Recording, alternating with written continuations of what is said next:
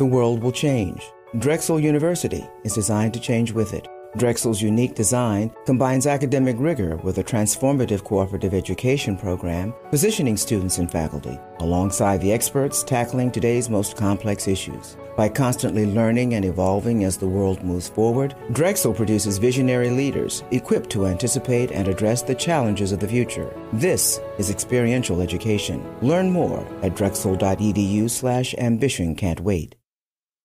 Blog Talk Radio. Welcome to the War Room. We got Dev, Kill, Jimmy, PJ, B. Austin, the Hot Block Commander. How you want it in the 1 or 2 hour show to get the brain running with the premise to talk sports on a national level. Bold with the topic, sort of like the rebels when it's game time. They like the Fab Five during prime time. Sports conglomerates speak their minds a little bit. For sports medicine and sports veterans and greats. The 4th and 26th saw the war in Kuwait. It's the War Room with 5 nights at the round table. 5 Philly guys diversified and educated.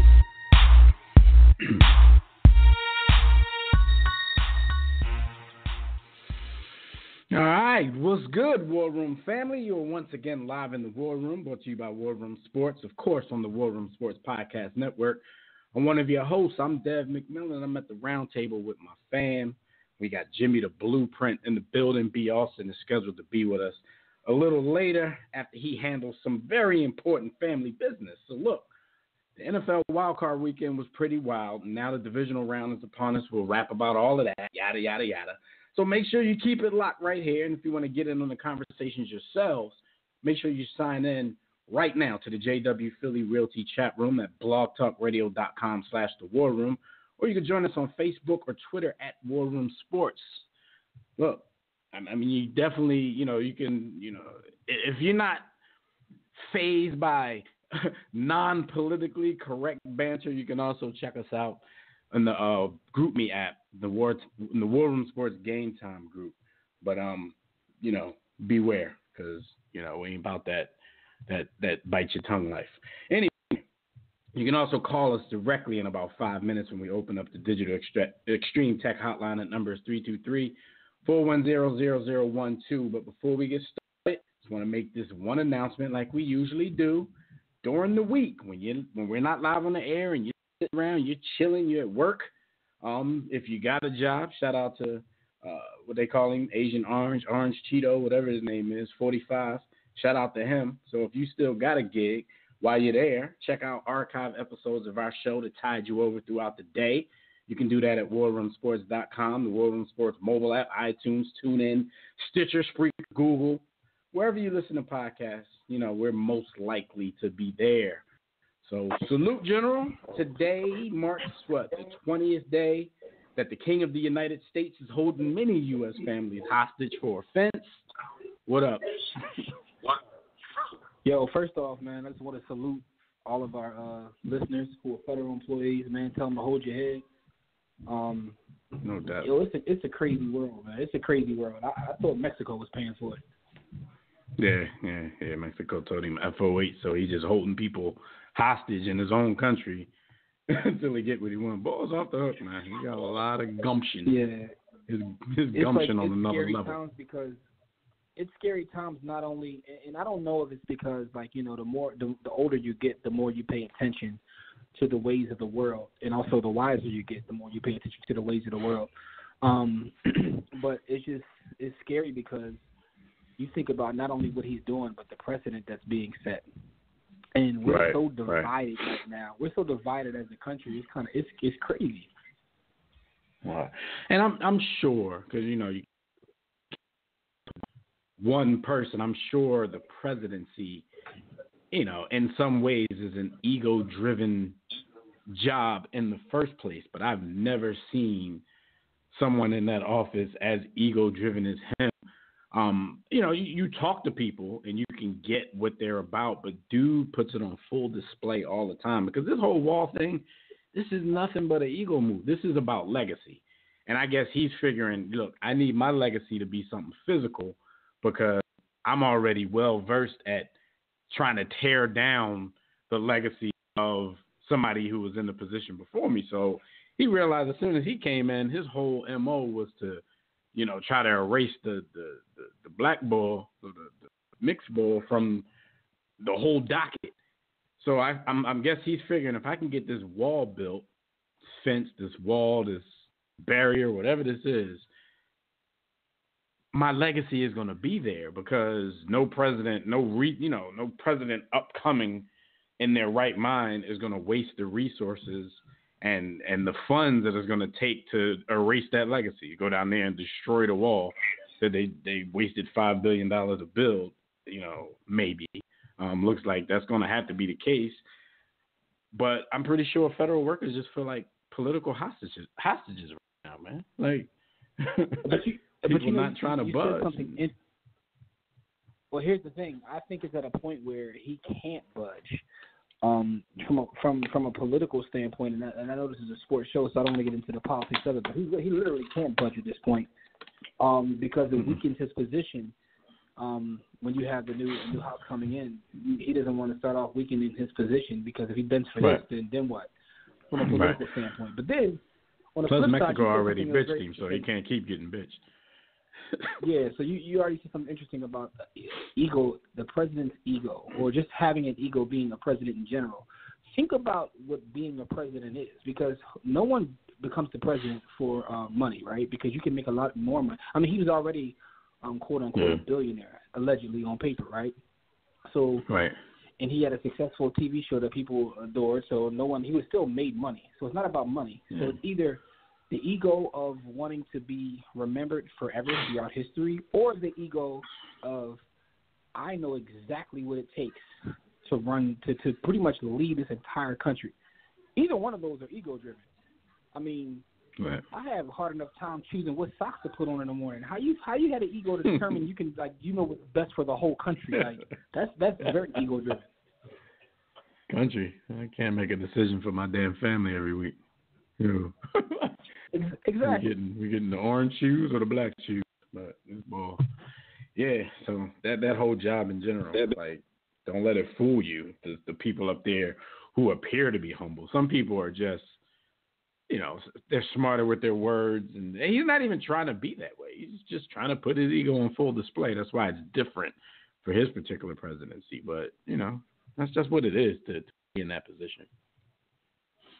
Even though the boy didn't name it himself, I mean, this dude got a health care called Obamacare. Like Obamacare about the kids. Like, yo.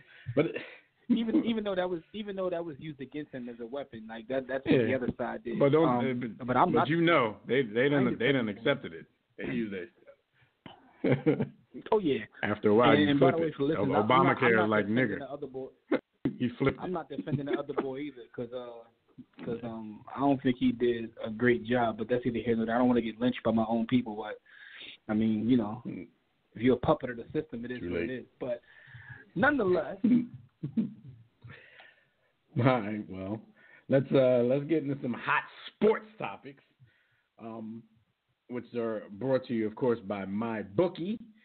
Real quick, give me 1 second so we can talk a little bit of turkey and how much you can make betting on games at MyBookie. The NFL divisional round is here. So if you haven't yet checked out MyBookie, this is another great time to do so. Lay down some money on the biggest games in football, the biggest games in sports overall. You can join War Room and thousands of other online players placing bets at mybookie.ag. You tired of getting a runaround from those other services when it's time to pay up? That's why we urge you to join MyBookie. You win, they pay fast and without any hassles. You're wasting your time sports gambling anywhere else. They even have in-game live betting so you can place wagers after the game starts. So join now, and MyBookie will match your first deposit with a 100% bonus. Just use the promo code WARROOM, WARROOM, all caps, to activate this for AG today. Play, win, get paid, period. Now, I don't know if you listened last week, you guys probably know that Gus Griffin isn't going to be with us, in voice today. He's not going to be on the phone because he is currently on his trek through the motherland. So shout out to him for that. I know like 2 other people are in Ghana right now. So I forget exactly why he might have mentioned it, But like I forgot exactly what's going on over there, but it's something going on where dog. Several people that I know are in the same place right now. That's crazy. Something must be popping. Freaknik over there now? Yeah, no? something popping in Ghana. I hope it ain't a Robert Kelly concert. I didn't say that. Yo! Anyway, Gus was kind enough to text in his picks. He was 1-0 in the NFL picks last week. Remember, he did throw a little Alabama Clemson pick out there, but he was 1-0 on the NFL picks because he only did the spread on one game. So that raises his season record to 45-35-3. This week, he is taking the Colts +5 versus the Chiefs, the Chargers +4 versus the Patriots, the Cowboys +7 versus the Rams, and his upset special of the week is the Chargers over the Patriots straight up. I've heard a few people say that. I've heard a few people say that they think that the Chargers going to go knock off Tom Brady and the boys, and I'll give my picks in a few minutes. It's supposed to be B. Austin and myself, but he's probably not going to be here by the time I do my brief NFL segment. So shout out to Gus. We'll see how he does this week in the divisional round. Moving back down, we just mentioned it. Moving back down to college football. Now, the biggest story of the early sports week was the fact that Clemson went into this national championship game in Santa Clara, California, and absolutely blew the doors off the Crimson Tide. They rolled the Tide, in other words. Jimmy, watching this game, how surprised were you to see the outcome of it? Because, it started off, with a Clemson pick six, a little turnover, but you still think, okay, Alabama's going to get it together. They go back down. They match the score. Clemson scores again. Alabama matches the score. In my mind, I'm thinking, all right, if you're going to keep trading Alabama at some point, they're going to stop you, and then, they might get a touchdown or two lead, and it's going to be over. Clemson said, I was shocked by the way it happened, right? So I've watched a number of Alabama games this year, and it always seems like they're just at a different level than everyone they play.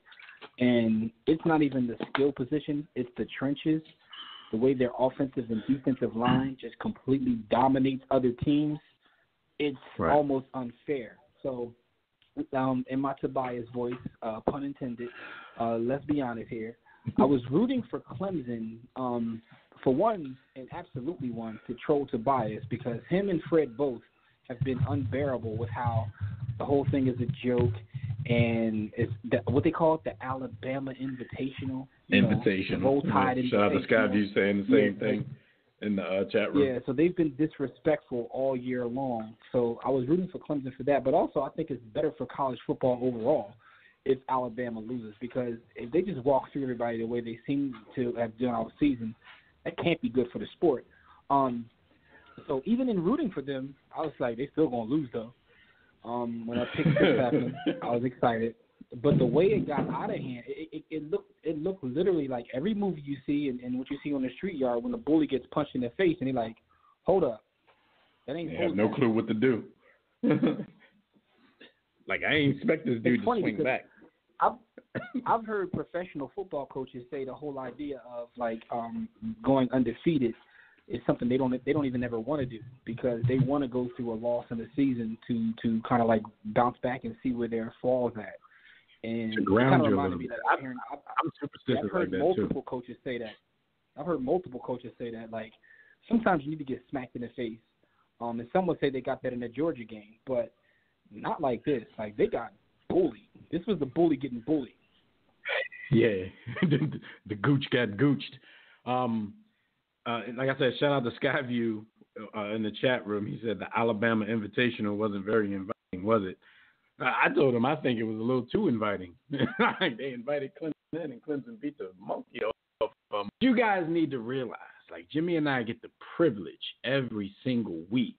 Not personally, we're not sitting on the couch with them, but we get the privilege of watching Alabama games via our chat room with at least the biggest Alabama fan we know, because the biggest Alabama fans, I don't think Jimmy nor myself even associate with those type of people. But the biggest Alabama fan that we know, we get to watch it with him every week, and like Jimmy kind of alluded to, but didn't tell you where all the disrespect was coming from.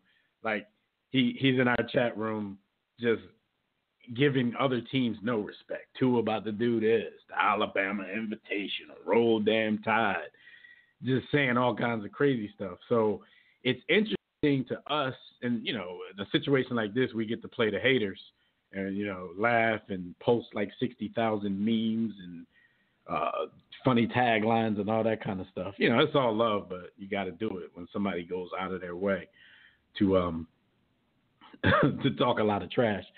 And be real cocky about it. So shout out, everybody know who we're talking about. Shout out to Tobias. Hopefully he calls in later so we can get even some more jokes off on him. And if you don't call tonight, Tobias, you're a sucker. Because after all of that, you gotta call in. Tonight. He's got to call. He calls every week. He got to call tonight. You got to call in and take your medicine. I don't want to hear no excuses. All right, but no, yeah, it was definitely a shock. I mean, anybody who follows college football a little bit, and there were a lot of people who called for an upset, but a lot of people, when they called for the upset, they were talking scores like 35-31, something like that. But 44-16, this game got out of hand, and it was just absolutely crazy. I don't know. I'm with you though. I think it's definitely good for college football. I still think they should go to the 18 playoff, get a couple of more, get a few more teams in there to even have a shot at this thing.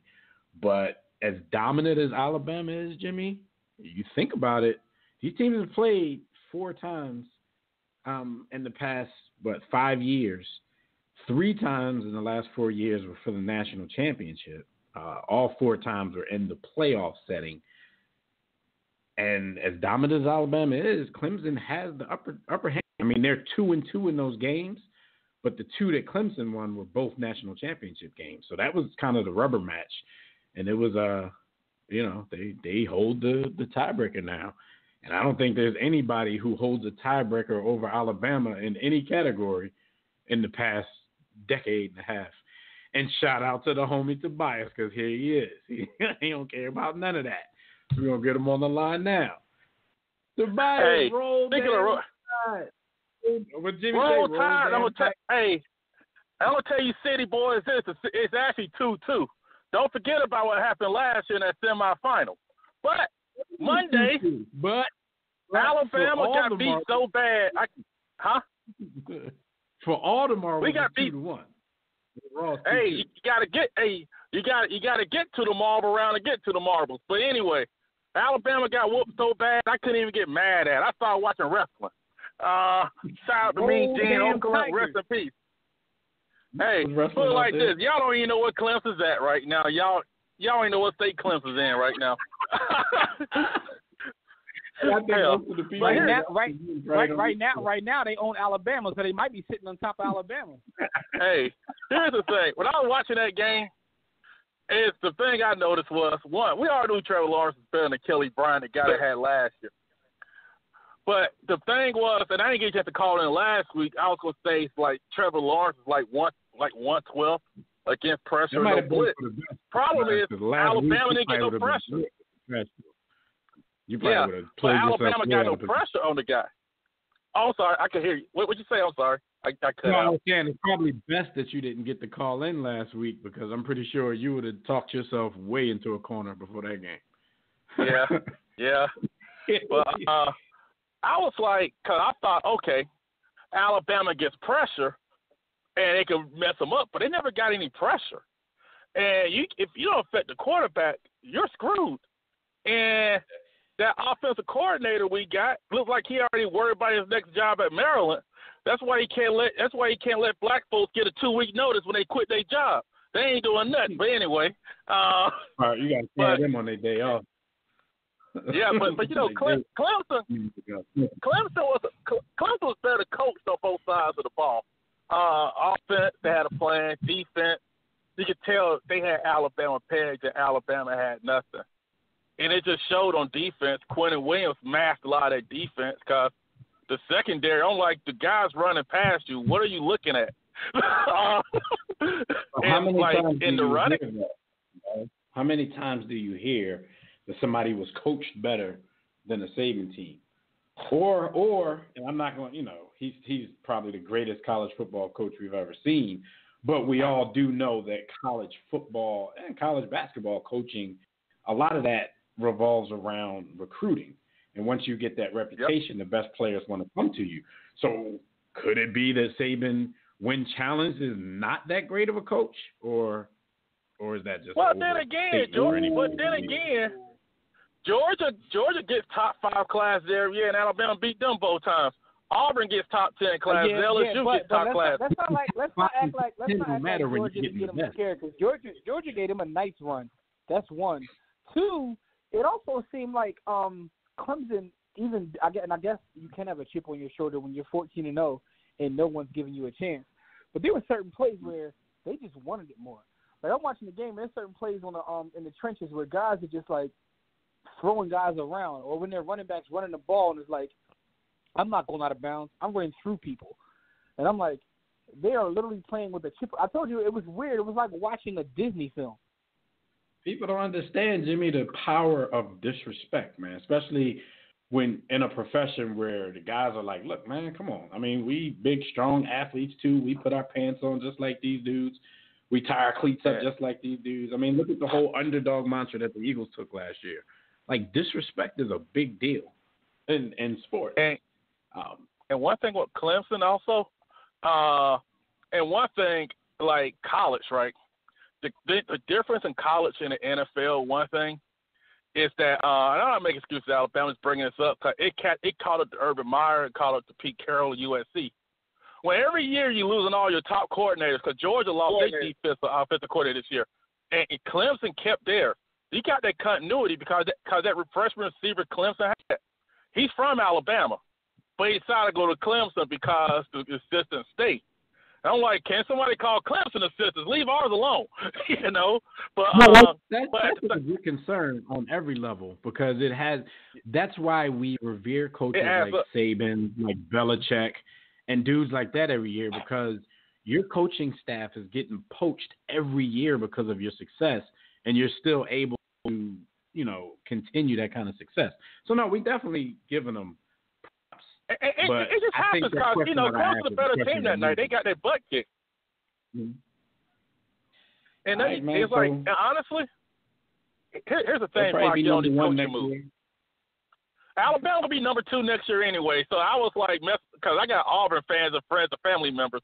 I was like, well, y'all are hating, but Alabama will be back up there next year while y'all are in the Circle K Bowl at the gas station bowl, But who knows? These people, they'll probably put Alabama. They'll probably put Bama at number 1.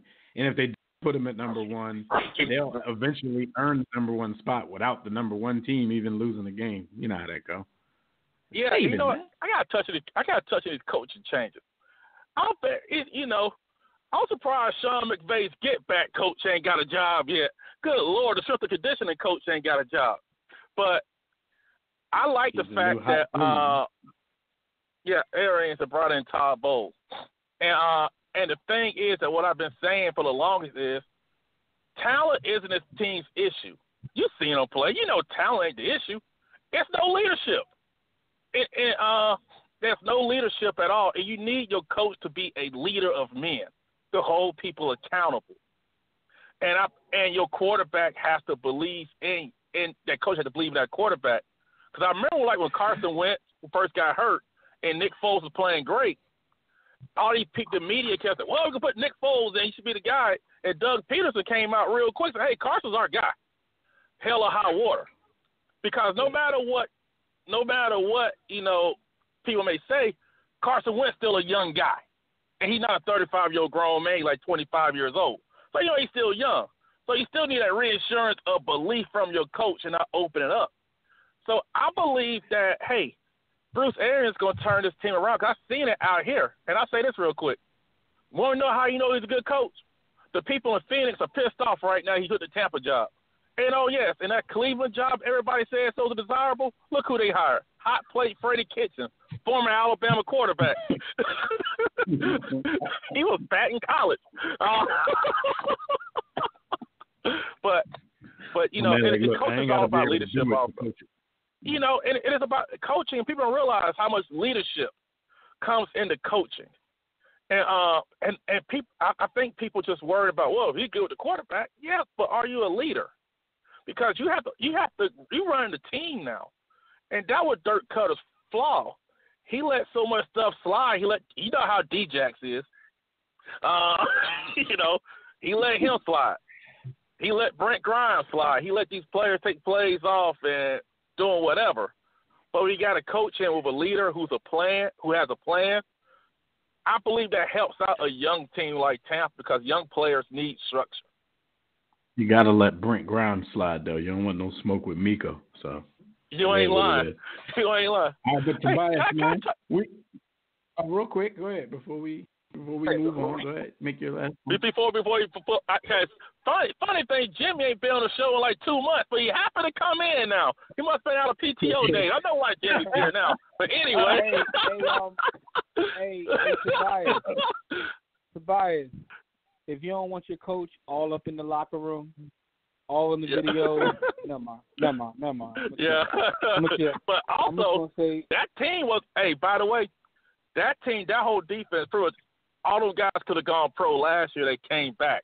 And I think that, and, you know, you got to give that team credit. But one thing I got to touch on this basketball thing. I think Zion's going to be number one. I hope that they're going to place LeBron expectations on this kid. My only concern with Zion is that he's already like 280 right now. And he's going to get his ball body because he's going to get older. Yeah, he's going to have bad joints. How would that affect, yeah, the knees, the joints, so you probably have to drop a couple things like that because this guy's jumping like 4 feet in the air. He's a trampoline. He's already in better shape now than we saw him in high school. So he will as he'll be fine. Moves up, and he's going to have there's going to be a lot of money behind him to get him in that kind of tip top shape. But enough about Zion. Let's talk about this Clemson team though, right? At what point did you know it was over? Actually, in that third quarter, first drive in the third quarter. Actually, I thought it was over when our kicker missed another extra point. How do you get 5 stars everywhere and you can't recruit a damn kicker worth of flips? But anyway. That might be crazy, though. He probably thinks you don't need to recruit a good kicker. I ain't wasting no scholarship on no fantasy. It treated like fantasy football where you just grab your kicker in the last round. Yeah. Hey, but Jimmy, honestly. I think Tobias knew it was over when they bent over an Alabama player laying on the floor and said, "You got knocked the fuck out!" Hey, you guys know it's bad when we had we had it bad when we had a cornerback tearing ACL doing bump and run covers at the end of the game. It's bad. I never seen that before. But I thought the third quarter, like when they had the ball, the run game was working all game, but they always want to do something cute. And I thought once they didn't get that fourth down in that run game, like in that first series of that third quarter, I was like, yep, they're cooked. Because the first thing, the one play I knew we was in trouble was that, I think like 3rd and 14, Trevor Lawrence hit that deep pass, and the DB was just looking at the quarterback, his eyes, while the receiver's running past him. I would have benched him right then, but I believe that gave him his confidence and settled him down, and the rest is history. Scabby said Alabama's going to have to schedule Clemson during the season, put all this Richard riding. The only thing about that, it takes them so long. It takes so many years when you decide to either schedule somebody or y'all going to do like a home and home. That stuff, you schedule it, and those games don't start for like another 5 or 6 years. So they're going to have to live with everybody's this gone. And see, one thing also, now, Clemson, they always had a good football program. They always have. Yeah. But now they are looked at as the Alabama, USC, Texas. Everybody, when talking about them, they can't play the plucky underdog role. The quarterback now, the best quarterback. Yeah, so they can't. Yeah, the quarterback now is the best prospect since Luck. And so all this now. But Tobias, up until recent years, they've always had a good program, but they used to be overshadowed by the Miamis, the Florida States, the Virginia Techs even. Now it's just their time. Jimmy always talks about that, but sometimes it's just your time. Yeah, and you ain't gonna win them all. But can I ask y'all guys just one question before I go? I know you guys got to run because you got to talk to Ron Harper later. But anyway, I know he's gonna say something. But go ahead. What do y'all think? What do y'all think of this whole Kyler Murray thing? Would you take him in the first round? Would you risk your reputation as a GM? We can get rid of that now. I don't know if I would take him in the first round. See, but I think that because what I wanted to talk about was his decision of what he's going to do. But if you get taken, I'm hearing people say that somebody could possibly trade up and take him with the number one pick. Somebody does that, of course, the money that you're going to earn, it's better for you to go play football than to go play baseball, because that big money baseball, you still got to prove yourself before you get that. Like, people just assume, they're making more money in baseball. Somebody does that, then it's a no-brainer. But at this point, and I'm not trying to dismiss what he accomplished this season, but we all know the NFL is a whole different beast. You look at Kyler Murray and then you such and such is his size and he's doing it. You always hear Russell Wilson, you always hear Drew Brees. But if you keep coming up with the same two names for every situation like this, then obviously you have to know that those two names that you keep talking about are pretty special. Everybody's not going to be Russell Wilson, and everybody for damn sure ain't going to be Brees.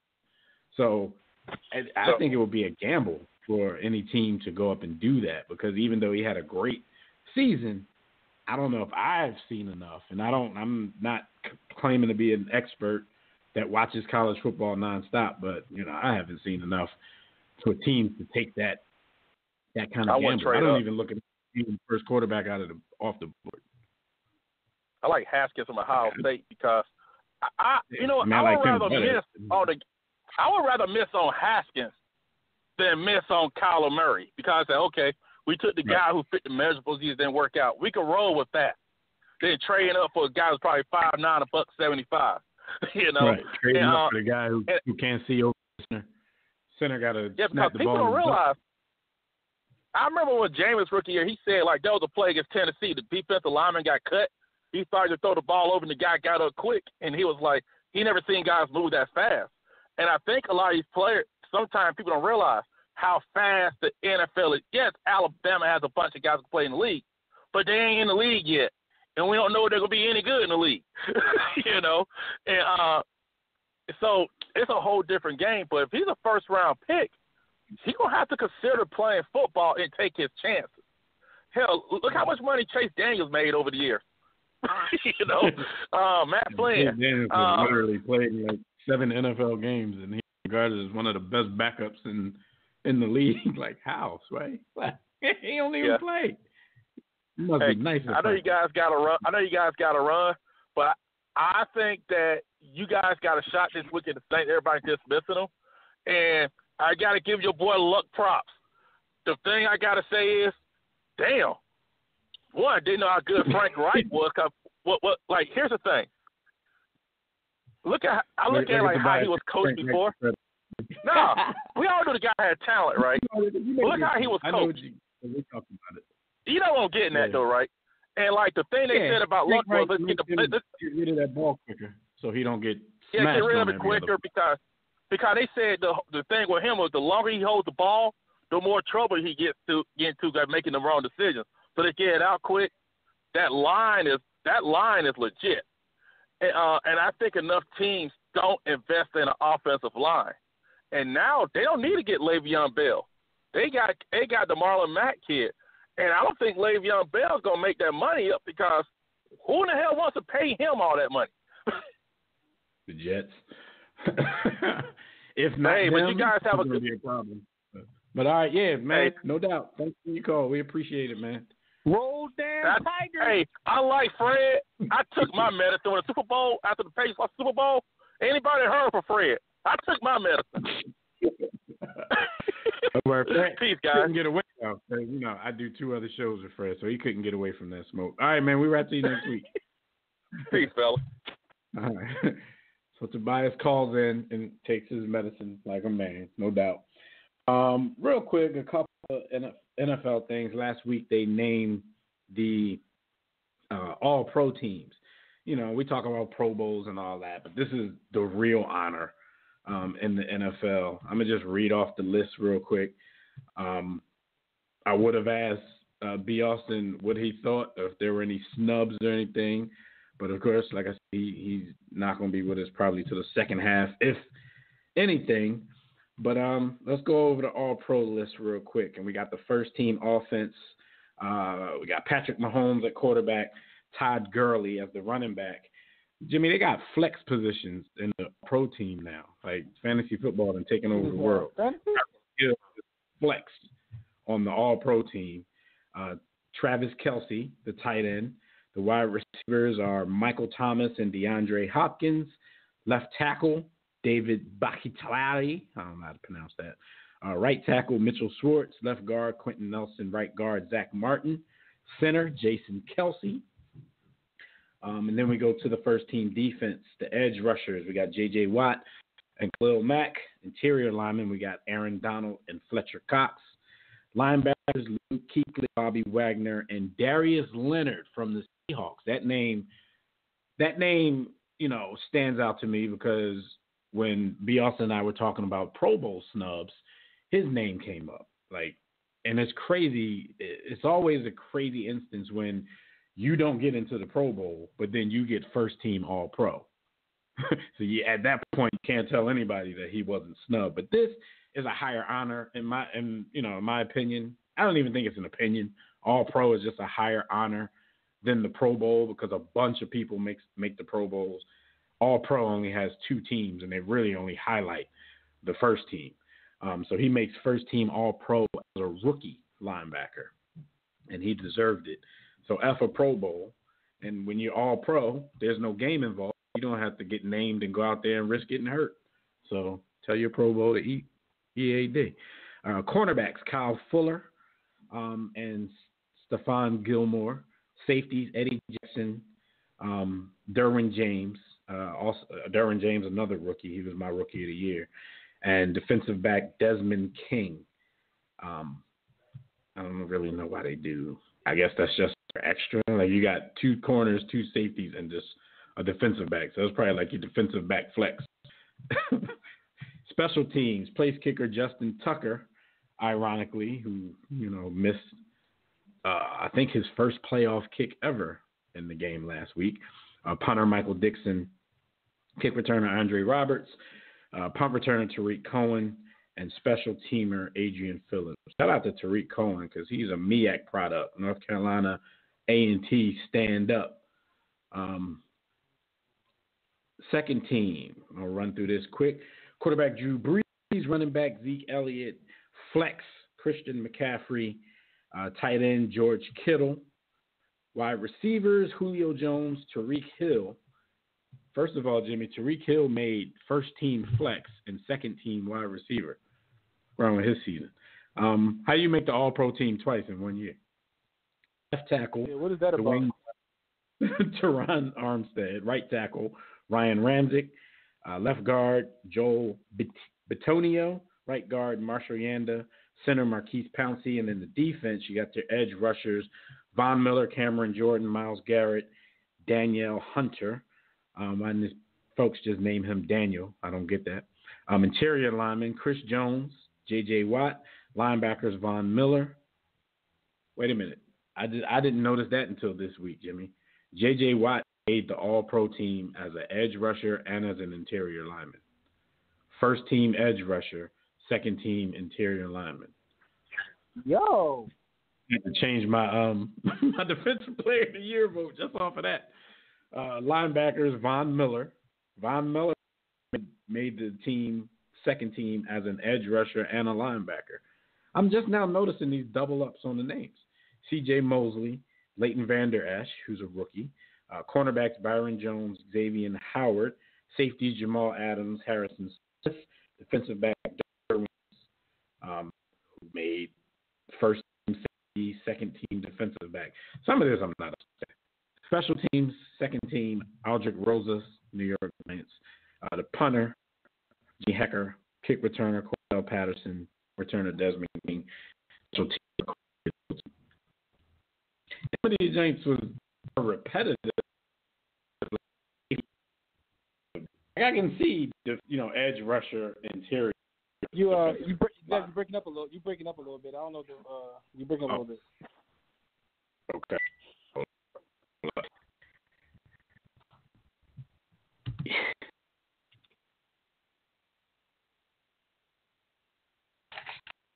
Can you hear me now? Yeah. You better there. Now you better. Right. Now you better. Yeah. So some of this stuff is kind of weird to me. But shout out to everybody who made the all-pro teams. We talked last week a lot about the coaching carousel and all the people who got fired. Just the hires have gone down this week, and Adam Gase, who was fired by the Dolphins, is now the head coach of the Jets. So he was recycled very quickly in the same division. Mm-hmm. So you think, same division. You think they're going to do the Baker Mayfield thing and be hating on him and all that kind of stuff because he ended up taking the job in the same division after being fired. Sensitive boys. Yeah. Bruce Arians, like Tobias was saying, to his Bucks. Cliff Kingsbury from USC to the Cardinals. Freddie Kitchens to the Browns. Vic Fangio, who was the defensive coordinator in Chicago. You knew he'd get a job this year. He goes to Jimmy's former Broncos. And Matt LaFleur to the Packers. Art Rooney, the second, of course, the Pittsburgh Steelers. He said they will not release Antonio Brown, but he also says that all other options are on the table, and it's hard for him to see Antonio Brown at training camp this season for the Pittsburgh Steelers. So it sounds like he's saying we're not going to release him, but if somebody wants to give us somebody for him, then we're all for that. But he thinks the relationship is so strained that it's hard for him to see Antonio Brown at training camp next season. Antonio Brown has been on his, I wouldn't call it a tour. I was about to say apology tour, but he's apologized to a few people this week, including the ESPN writer that he threatened for writing something about him. Do you think that's the start of Antonio trying to beg to stay, or do you think Antonio is going to take the kind of, attitude, kind of like, come on, man, I'm the best receiver in the league. Somebody going to, pick me up and I'll be cool. Do you think he wants to be a Steeler, or he'll give a? I don't know, man. He kind of his best friend is Odell, so I don't know what to make. Like, boy, weird, man. Weirdo. Boy, weird. Yeah, he weird. I mean, the talent is like undeniable. And Skyview said, I think Le'Veon and AB will wind up on the Raiders. Did you say that, Skyview, because you're a Raiders fan, or what? That's a bold prediction right there, that the Steelers are going to turn into the Raiders real quick. Yeah, that was all right, but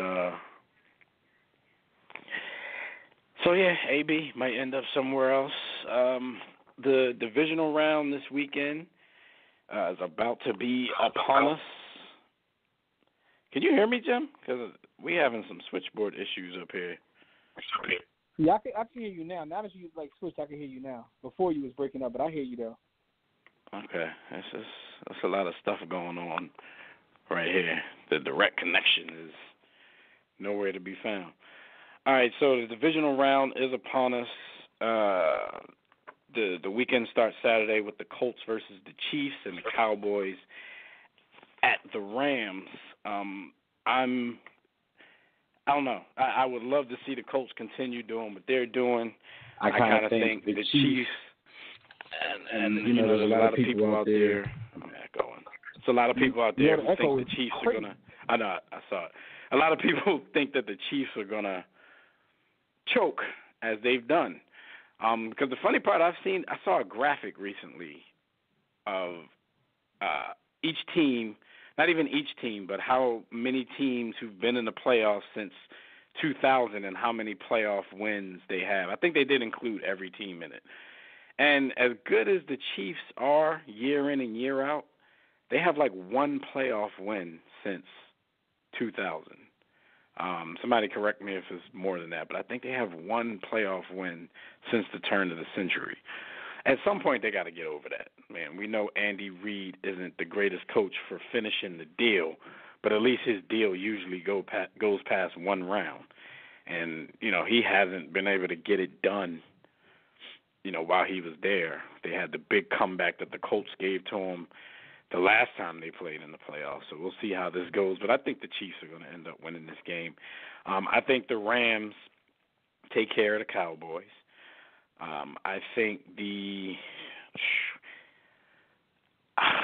I think that the Chargers, I think I can get on board with that upset, but it's always difficult to count out the Patriots. So I think I'm going to go status quo on that one, man. I'm going to pick the Patriots until the Chargers choose otherwise. And then, of course, the last game of the weekend, 4:40 on Sunday, Eagles versus Saints. I think it'll be a very different game than it was the first time around when the Saints beat the brakes off the Eagles. I think this time the Saints will just beat the Eagles, maybe not the brakes off of them. So those are my picks for the divisional round of the NFL playoffs. Stat of the week real quick, Jim, because we know how Kirk Cousins and his contract made so many headlines. When it was signed, $84 million guaranteed. The Vikings were in a position where they thought all we need is a better quarterback to get over the hump. They were in the NFC Championship game last season. So Kirk Cousins this year, he became the only player in NFL history in a season to throw for over 4,000 yards, over 30 touchdowns, over 70% completions, with 10 or fewer interceptions. The crazy part about it is, this team was much worse than they were last season, and of course, sports fans with the low-hanging fruit, and especially fans in Washington because they didn't want to see dude have any success anyway. So everybody's like, see, he's a loser, same old, and they're kind of blaming the season on him. Statistically, sounds and looks like he did his part, but people are only going to look at things from a perspective of, well, last year they were here. The biggest difference was him, but I think the biggest difference was the fact that they got a little arrogant with it, and he was really the only major move that they made. They were just going to stand pat thinking, we did it this year, we can do it again. But how many times do we have to see things like this to learn that in sports, but football in general, things change drastically from one year to the next. So you can't just assume, all right, we in the NFC Chip this year, we get a better quarterback, that's automatic Super Bowl. But everybody wants to blame Kirk Cousins. With those kind of numbers, doesn't sound like he made too many big mistakes this season. I don't see how people are blaming him. Football. I don't know, but I also know that numbers lie because Matthew Stafford puts up the greatest numbers in the history. Matthew Stafford statistically is one of the greatest quarterbacks to ever lace him up, and I don't know if you can call him that. But you can always see the mistakes in his numbers, though. Like, he'll get you the yards and the touchdowns, but his completion percentage and his interceptions will kind of tell you some of the real story. This dude didn't turn the ball over.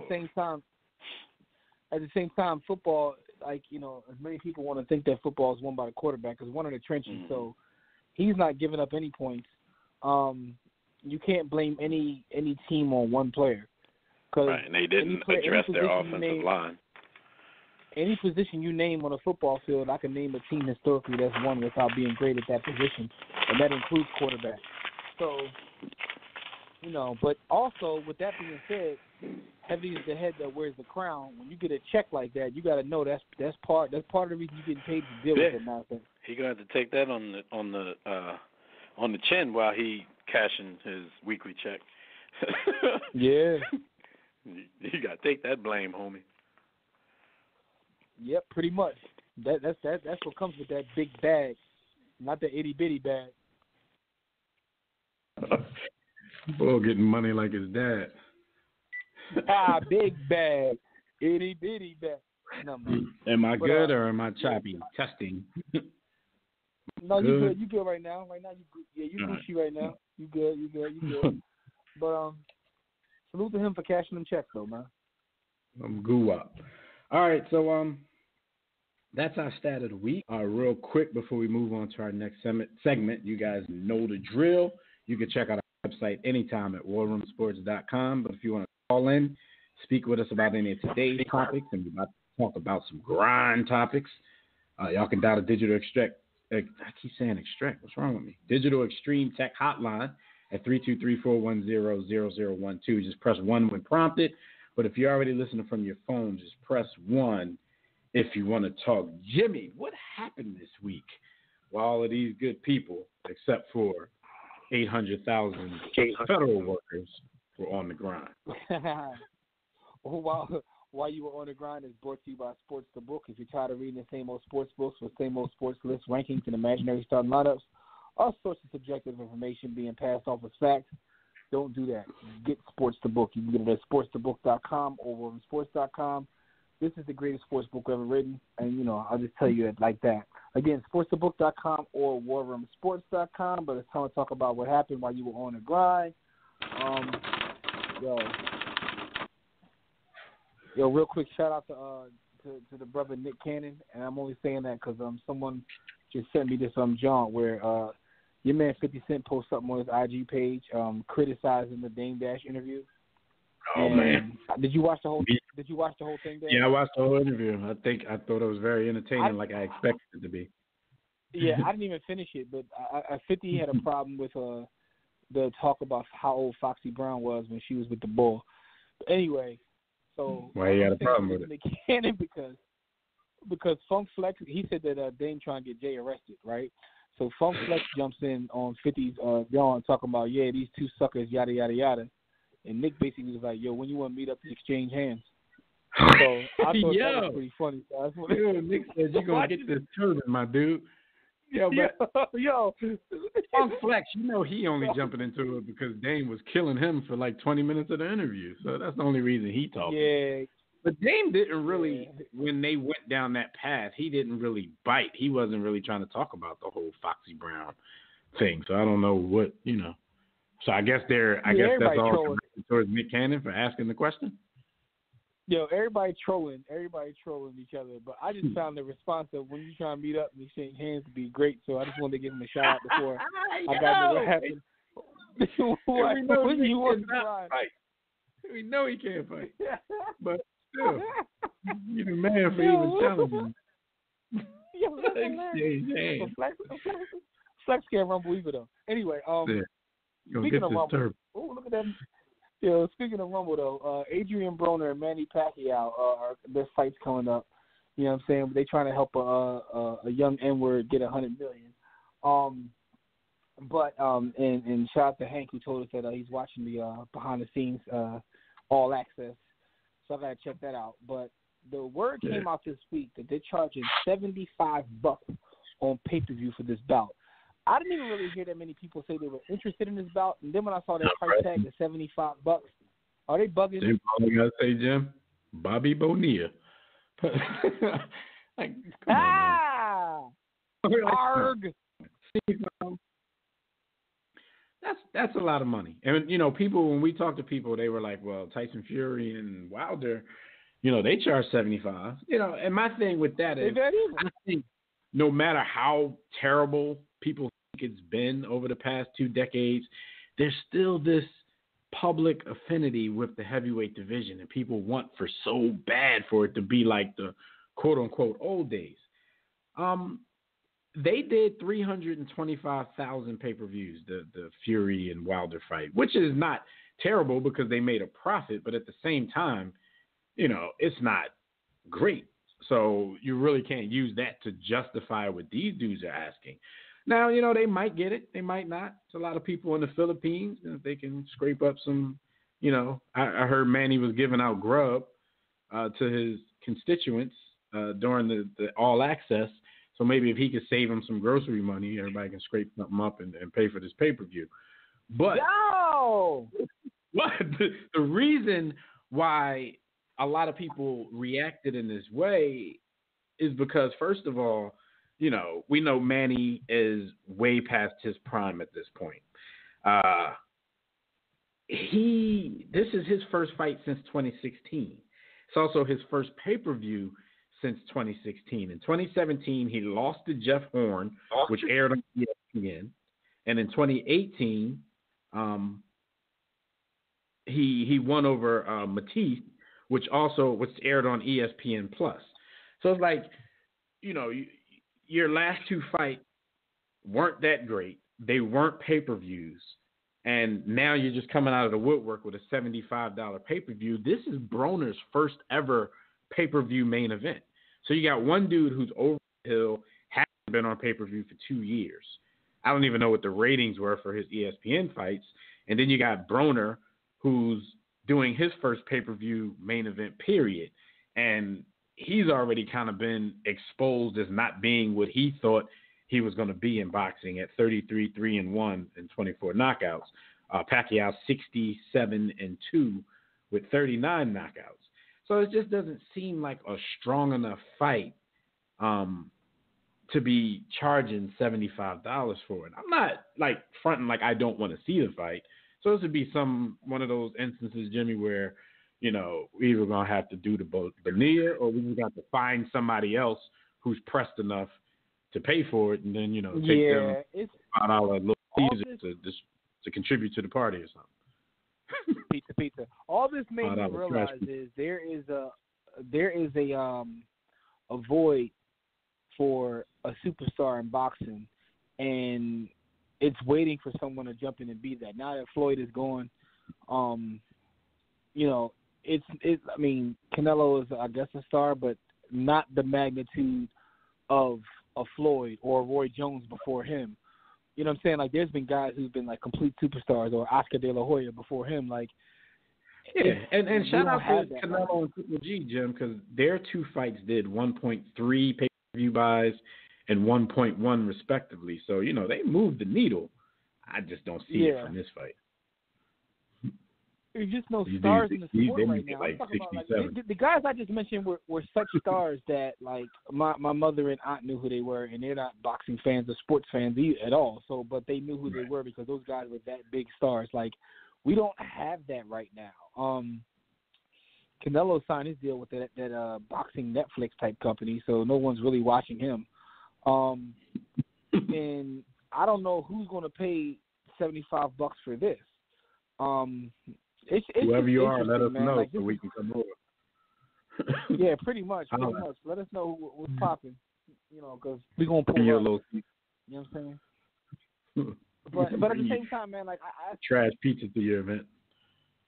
I'm not even really looking forward to this fight, though. That's the crazy part. Like, I'm just not. Yeah, for me, it's not a look forward to, but just as a boxing fan, I'm going to watch it somehow. Oh, I will pull up. But like look, I said, I would watch it, but I mean, even on the Pirates tip, though, like, you know, you get a link that ain't working right, I ain't going to be sitting around all night trying to make it work. I'm just like, all right, tell me what happened. Yo, but then when I think about it, right, as I think about this, the last two boxing matches I watched both ended with decisions that were like doo-doo anyway. Right. So, you know, the one that came on the one that came on, was it at ESPN like a couple weeks ago with the Charlo brother? That was trash. And the heavyweight fights you talked. That was, so the last two fights I watched were trash decisions. So I don't know, man. I mean, you know, in the words of Randy Jackson, man, it's going to be a no for me, dog. Probably like the last 4 or 5 out of 10. It's just like that in boxing these days. But yeah, so Broner, they said he's done strong TV ratings over the years, but of course that's not always a great indication of whether you can carry a pay-per-view or not. Because, you know, even if Broner, if we considered him a better fighter than what he considers himself. Because think about Bernard Hopkins. You still got to be able to sell things. Bernard Hopkins was a great fighter, and he did good numbers on TV because it's like, okay, if this dude, you know, this catfish-looking boy is free, then we'll throw it on and watch him dismantle somebody methodically. But if you got to pay for it, $50 and up, they like, I'm cool on that. Like, his pay-per-view fights absolutely flopped. So we'll see, you know, Broner's people You know, if he could bring him out. He got cooned up a little more. Yeah. Because then, you know, shout out to the homie Hank, Billy Page. He said on the Access, he said this is the most mature Broner that he's ever seen. That's not gonna sell a fight. No, he gotta go back to the immature boy throwing pennies in Walmart. Right. I can't even imagine what a mature Broner is, first of all, but for Broner to sell a fight, my man got to go to the train station. Coon train is coming.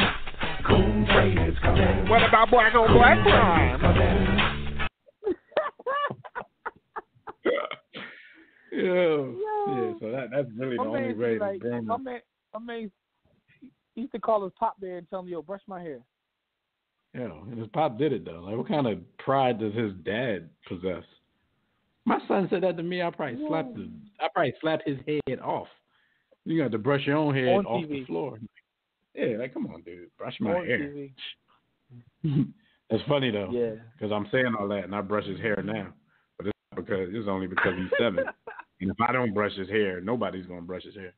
Because he ain't going to brush it. Kids just roll out of bed and just go. But, yeah, when he old enough to brush it, I dare him to tell me to brush his hair. In public. Yeah, man, but I don't know who's gonna buy that, man. Like you said, whoever's copying that, let us know. We're gonna pull up. No doubt. Yo, man, a soccer player. This is a crazy video. A soccer player was injured, so he's waiting for the cart to come pick him up. And the cart that was coming over there rolled over his injured foot that he was laying there waiting for him for. So that might be one of the craziest videos I've seen. Yo, that sounds like something silly, like the ambulance, the paramedics leaving the door and you roll out the back of an ambulance or something. Like the people that's there to rescue you, to save you.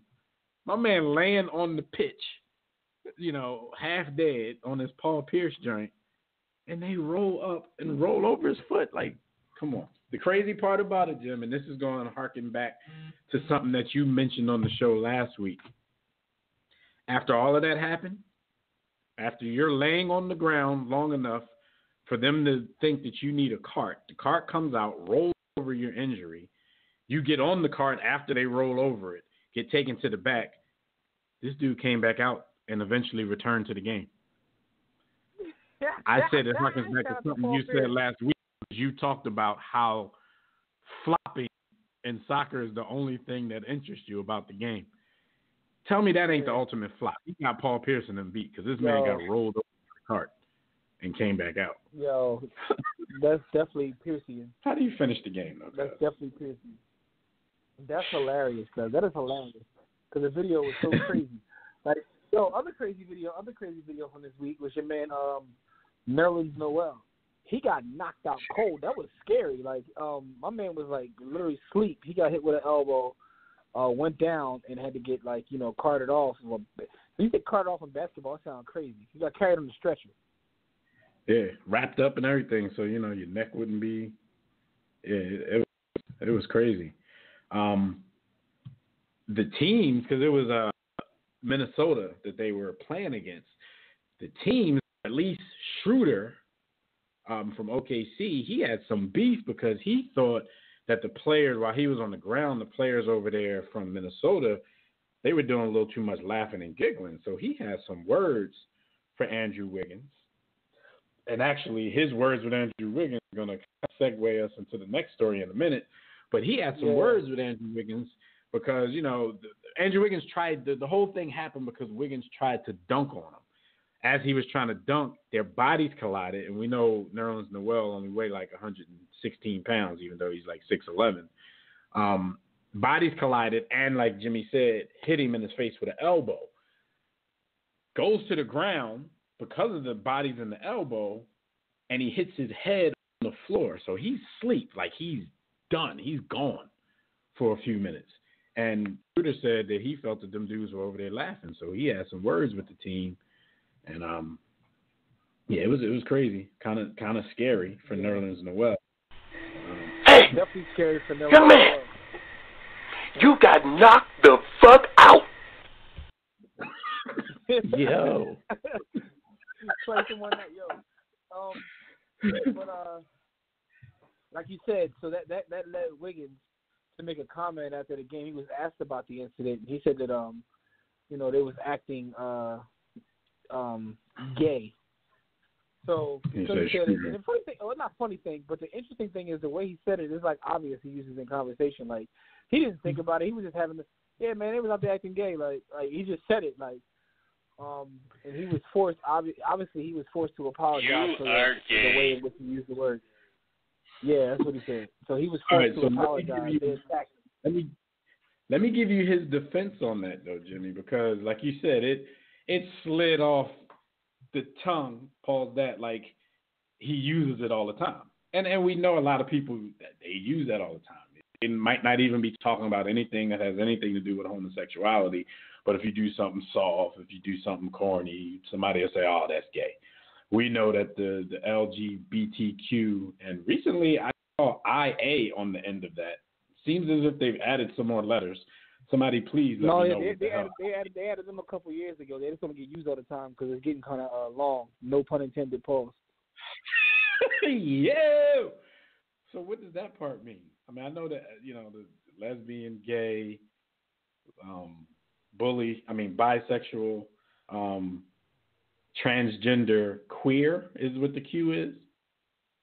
And then IA, like, I don't, like, what is that? Incomplete? Like, I don't know. I really don't know. So if anybody out there knows in the chat room or anywhere else, let us know what the IA stands for. But during this story is where I actually saw it.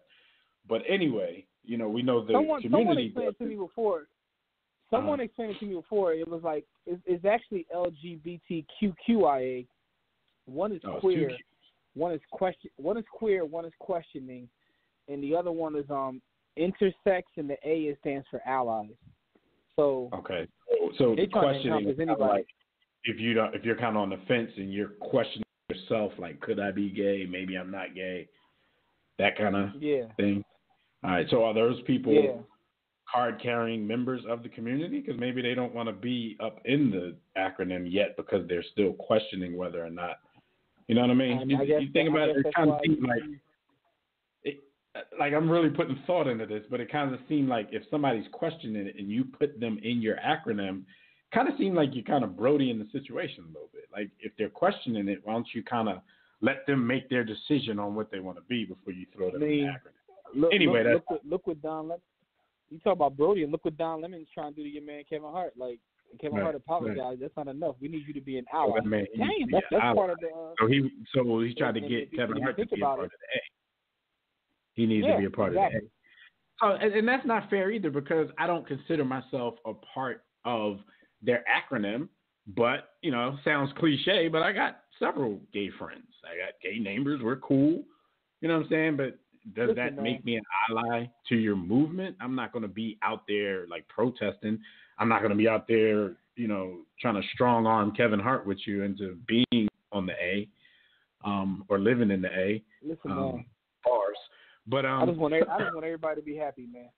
I just want everybody to be happy. Definitely. And if you always got to tell people.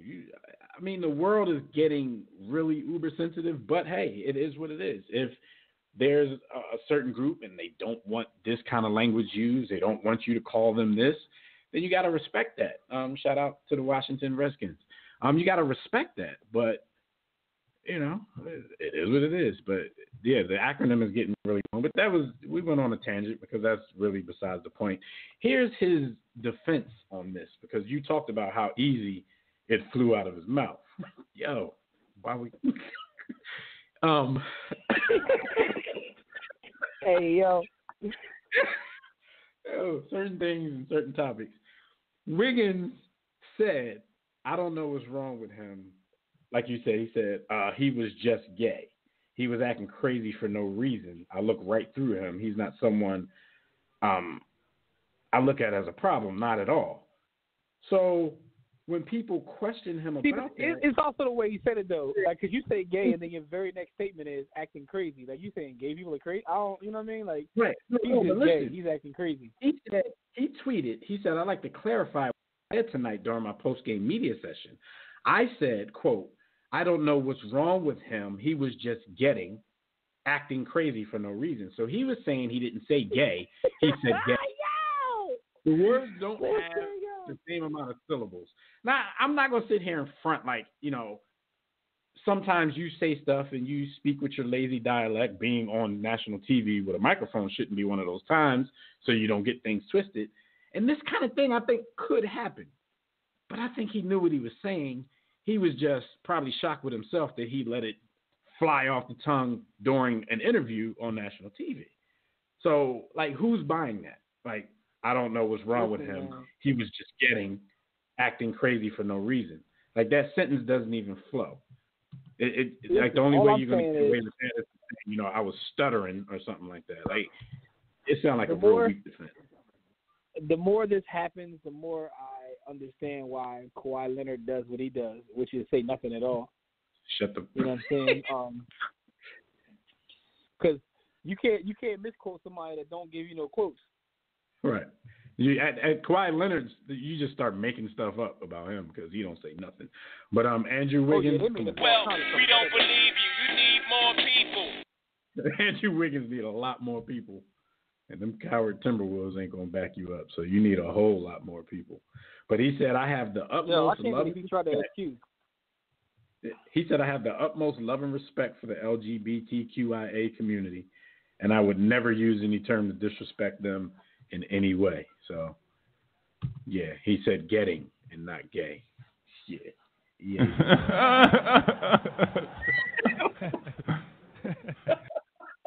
Yo. Hey, Dev. Yeah. I'm only playing this because it's the last time we'll ever hear this again, yo.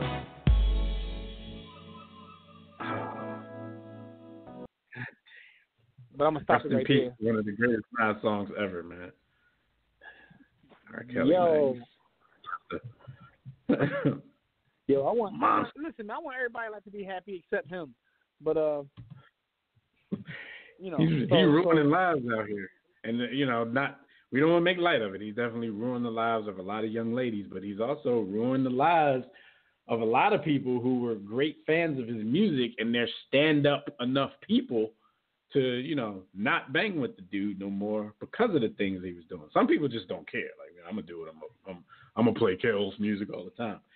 Personally, I've never been a great fan of his anyway. I thought 12 Play was really good because I was in a circumstance back when in high school in the summertime where I listened to it all day, every day. I didn't really have a choice, but when you hear it all the time, like you end up singing the songs. Like the album was crazy. After I saw the tape, because I did see the tape, and I'm like thinking back to how many people did see the tape. Like we probably all could be like arrested right now for indulging in pornography. But luckily it was a tape. Luckily it's not this day and age where somebody can catch that on your hard drive. Like it was a tape. You watch the tape, you destroy the tape, or you pass the tape on. So yeah, after I saw that, like I was never even, and I'm not saying that's the only reason I haven't listened to dude in 15 years or so, but I was never invested that greatly from the beginning. So I know that it's harder for some people who are like great fans of R. Kelly. It's like, and I've also acknowledged it's a difference of in R&B history. It's a difference of someone like smoking a cigarette and be like, I'm cool, I'm off that. As someone who smokes like a pack a day for 10 years, like it's easy for you to say. Yeah, I mean, it's easy for you to be like, no, I'm cool. But like for me, it's the complete opposite. Like not listening to his discography is more difficult for me than any other artist, like living or dead, and that includes, the Nas's, the Biggies, because the musically, I've been a fan to the point where I grew up in an environment of toxic masculinity, since that's the buzzword these days, and I can admit that because the older I get and the more I look back, I'm like, yo, I was wilding, we was wilding. You being PC. We grew up in rape culture, period. Yeah, like, we did. I ain't was cool when we were coming up. Like, oh my God, the hell! And we're not saying that we did those things because people will take that the wrong way. Yeah, we're talking about the culture around us. Talking about the culture. Like, half the dudes we knew would have been roofed if Me Too was around back then. Or, frankly, I'm not going, I might get in trouble for this. Quite frankly, if like Me Too cared back then, like if it wasn't just looked at as normal culture, a lot of people would be rooted right now. No, that whole it's crazy. Like, but that whole documentary. I don't even know how we got on that. But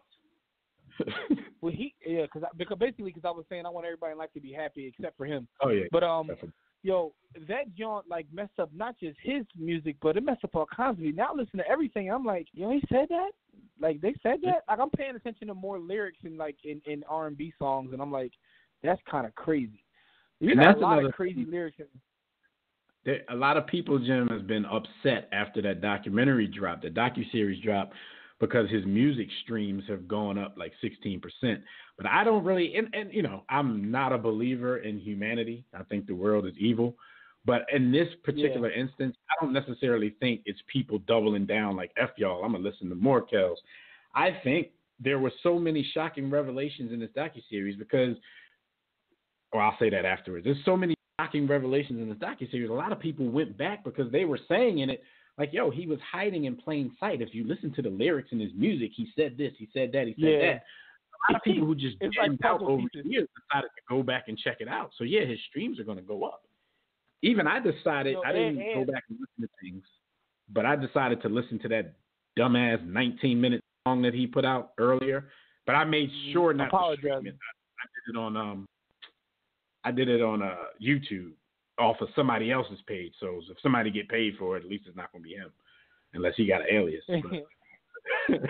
But the crazy part is, right, so it made me, but that also made me realize, like, why so many celebrities are like, no, I'm cool, because not only the baggage they have, like, some of the stuff they may have said or did, like, it just exposed a lot for me. Let's put it that way. Then I see they're trying to release a Michael Jackson joint to come up. I'm like, I don't know what's going on in 2019. Like, a couple of years ago, everybody died. You know what I'm saying? Then a couple of years ago, it was the protest, and racism was back. Now, this year is like, it's the exposed year. You know what? Now, that's where I'm going to have the same problem that you're having right now. And I know you will, too. I mean, we go back a lot of years. Like, yo, we both know how we both feel about Michael Jackson. Yeah. We both know how we Jackson and R. Kelly, you take Michael Jackson and R. Kelly out of my music, like, I'm not listening to music no more. I'm just going to listen to podcasts, like, because what's the point? That's all you got left is hip-hop. And R. Kelly, he infiltrated hip-hop. Like, like, I can't listen to R. Kelly has a number one hip-hop song. R. Kelly has a number one gospel song. He has a number one reggae song. The boy did an opera song, because, like, and that's the crazy part is because, watching these things, like, you can't help but to feel for all these young ladies. You get mad at their parents, but then, like, and I know, like, this is not really the place for that, because it's about the victims, or the survivors, I should say. But right. You get mad at him in a certain aspect because, like, God gave you this gift to be able to write and sing not only songs for yourself, but you were fortunate by Maxwell. That's hard, and you basically like slap in the face. Like, I don't care who you believe in, whether it's the universe, whether it's God, whoever. And that's the thing, everybody. I've been telling Jimmy all week to stop freaking telling me about all the songs. Like, stop listing the music that R. Kelly wrote for other people. Like, if I can plead ignorance on this for the rest of my life, there's some people and some songs I can continue to listen to. Because for it, like I haven't. Like, you go to weddings and you always hear R. Kelly. Like, I don't just walk out of nobody's wedding or anything like that. And for a long time out of the 15 or so years that I haven't listened to R. Kelly, if something comes on the radio, like, I'm not turning or anything like that. But maybe the last 5 to 7 years, I have. Like, comes on the radio, I turn the station.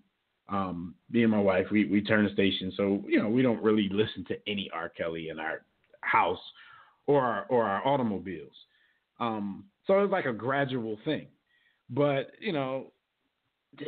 Michael Jackson? Yo. And the thing is, like, the R. Kelly, come on, man. We knew what it was hitting for R. Kelly because I saw this with my own eyes. Like, you could tell me that's not you or she's not underage, whatever. I saw it. I made excuses. I was like, and I know this is gonna sound so wrong, so I probably shouldn't say it, but I'm gonna say it anyway. When it came out, I was copping please. I was like, she ain't young. Look how she maneuvering. There's no way that she's that young. He told her how to I was maneuver. making excuses. Huh? I thought she was because I can't say that. I ain't gonna say that. Yeah. I don't think it I was was hard. I'm trying to watch what I'm saying because she is Yeah. 32 now. So she was. Never mind. Listen, what I'm gonna say is this. I'm though, just like right? her. Like she had body parts that looked young. Not that they weren't there, Yeah. but they looked young after some wear and tear But and some age. all I'm saying is, you know, man, this whole thing reminded me of like the Bronx Tale, where he says like, you know, the whole thing about wasted talent and how that's the worst thing, and that's what this is for one, is like the wasted talent. Like, you're despicable. You also ruined a bunch of engagement videos because he wrote that engagement song that everyone used to get engaged. I know. There's a trying to think. I know. section I was on YouTube. present, Jimmy, for at least, because I'm thinking there might have been more. I just can't remember everything that happened in my life, but I was present for. I can think of two off the top of my head. I was present for two proposals, like parties when people do it at a party or whatever, and it's a surprise. I was present for two proposals that used that song. For the proposal. It's a song called Forever. It's Forever, and it's like the proposal song that he wrote, like, as the song to get proposed to. And, like, there's like a whole section on YouTube of, like, elaborate and crazy proposals where that's the backdrop. I'm like, he ruined their whole moments. Anyway. I got to go back and look at my own video. video. I think we explicitly told Bull at the DJ not to play any R. Kelly, and that was 2006. But I don't know. It's a crazy situation. And, now that we've talked about it on air, and we probably gonna get roofed because it's hard to say anything on this subject, whether you're on one side or the other. Anything you say that. Andrew Wick. I know, and somehow making us have a conversation about this. Yeah. So yeah, but anyway, that's what happened while you were on the drive, man. Devin's talking about some birthday shout out. Yeah, let's go ahead and do that. Let's get off of this before we get super roofed. Birthday shout-outs. Have no sponsor. So real quick, Adam Kennedy turns 43. Shout out to him. Jake Delhomme, a quarterback that I used to bash for being one of the most overrated quarterbacks in the NFL while he was there and being semi-successful. He turns 44 today. So shout out to overrated as Jake Delhomme. Hollis Thomas, former defensive lineman for the Eagles, he turns 45. Big dog Glenn Robinson, he's 46 years old today. George Foreman, he turns 70. And we'd like to give a rest in peace shout out to Willie McCovey. Now, he lives in infamy with McCovey Cove. Barry Bonds made that famous because he used to hit baseballs into it like twice a game before he retired. He was born January 10th, 1938. He passed recently because I think we talked about it when he did. He passed October 31st, 2018. So we'd like to give a war room salute to all of these folks on their birthdays. My birthday, salute. yay! Happy birthday. And before we get into this NBA rap and get to this phone line, because we got somebody on the line waiting, you guys can check out the website. I just saw John popping up on my news feed that the boy Torre, the one who asked R. Kelly the question. When he said, you talking about teenage girl. How old you talking? Ground R. Kelly. Yeah, but now he's in the hot water for they said workplace sexual harassment. So they after him now. But well, you know what, Jim? I don't want to get back into this conversation, but there's a lot of R. Kelly defenders out there. And the fact is they know that the dude is this monster. So in defense, they're just going to they're digging up everything on everybody else. And maybe, and that's not all the defenders. So the Me Too movement is just, they like Thanos. They just trying to snap everybody out. So they could be. So basically, all right, like it's like an effect of this. Like everybody's dirt gonna get put out there because like his fan base is that crazy that if you got dirt, they're digging that up. Right. But like I said, I think it's coming from two places. It's coming from his fan base who's like, all right, we're going to dig something up on you. But it's also, the Me Too movement want what they say these days, we want receipts.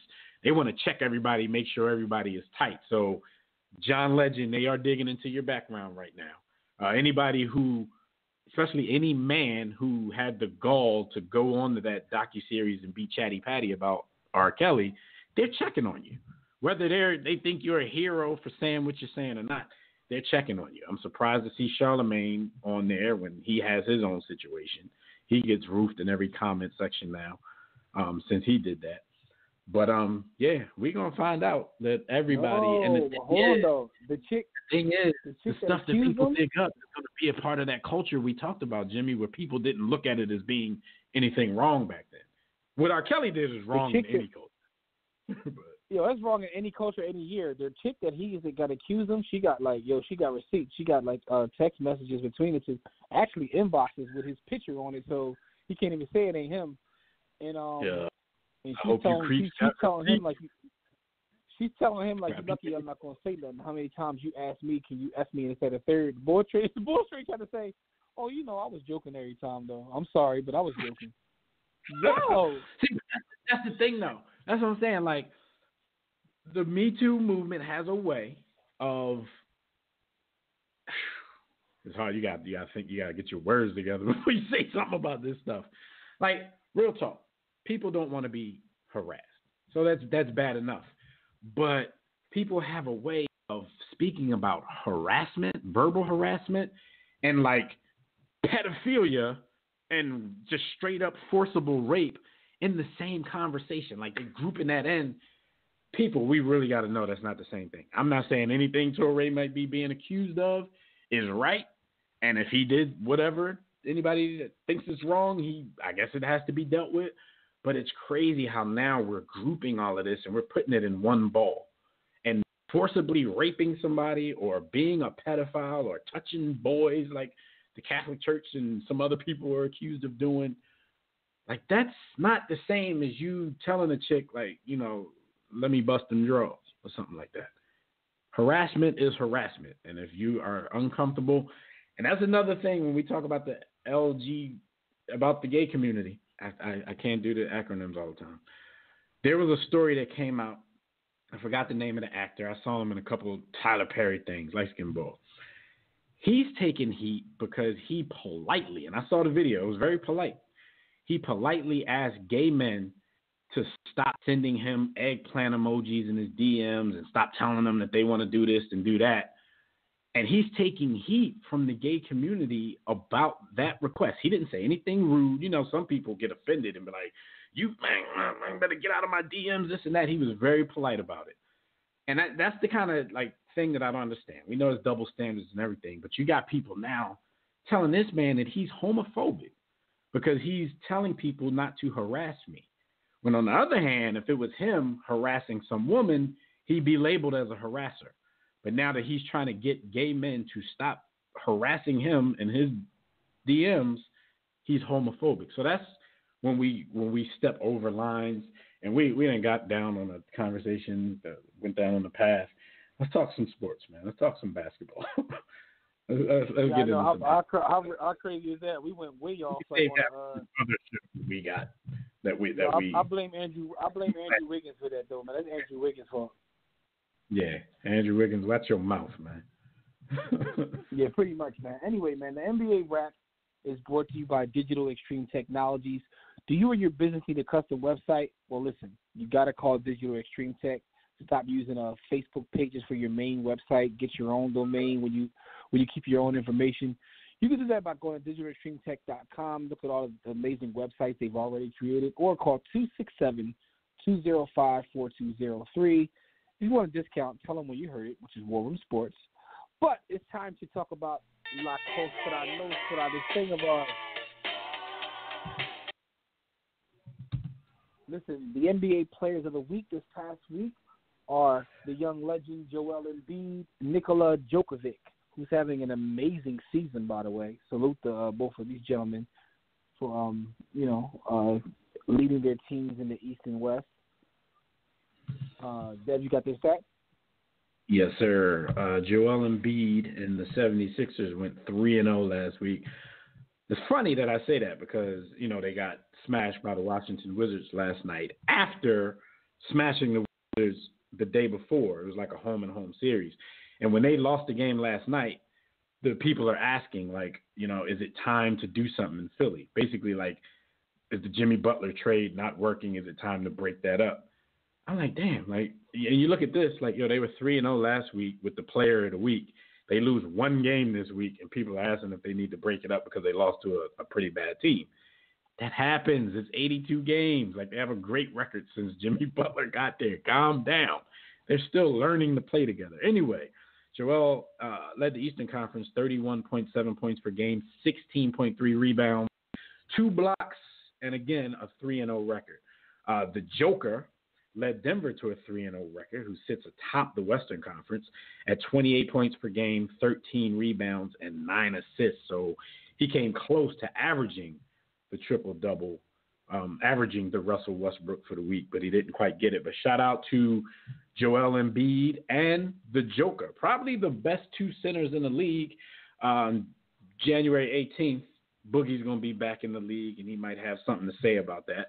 But until we see what he's doing with that healed Achilles, I got to say these 2 dudes are probably the top 2 centers in the NBA right now. So shout out to them. Mm-hmm. Yeah, man, that's they definitely are. Like, I just want to I want Joke to get more credit, because watching him play and watching how he does a little bit of everything from the center position is dope. But he's not really a household name at this point. But you can't deny what he's doing this season. He's having an amazing season.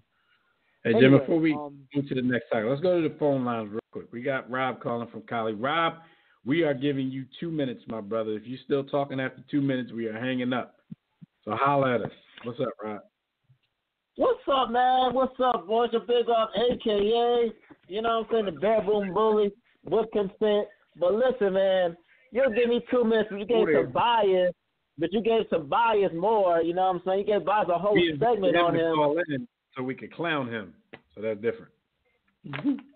Yeah, man. Yeah, freaking Clemson send freaking Roll Tide back to Clemson send Roll Tide back to that Alabama cotton patch. But anyways, man, yo, what's good, man? How y'all doing? All right, what's up? How you? I'm good, man. I'm tired. I just had to turn off my notifications. All I see is on Instagram, on Facebook, and everything. It's just like, forget the Me Too movement. It becomes like the freaking exposed movement, man. I don't know, man. It's bonkers. That's all I gotta say, man. I mean, yeah.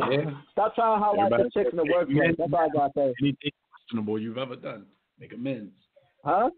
I'm saying everybody needs to make amends for anything that could be deemed as questionable that you've ever done. Time to make amends. You can't. You're a scumbag forever. But by the way, man, speaking of sports, man, play that track for my team, man. Play that track one time, man. Defending champion, still in the game. You're right. We still in this thing, so we still can play this song for one more week. I thought maybe last week would have been the last week.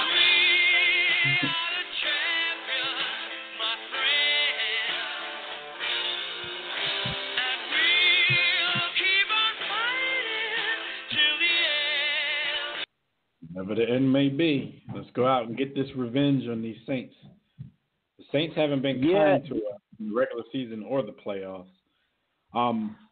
Think about one thing, Rob. I don't know if you remember back in 2013 when we played the Saints in the playoffs. Nick Foles, that was the year he came in, threw 27 touchdowns, 2 interceptions in the regular season. And people like you didn't believe in him because we lost that game. And I had to remind you guys that Foles left that game with a lead.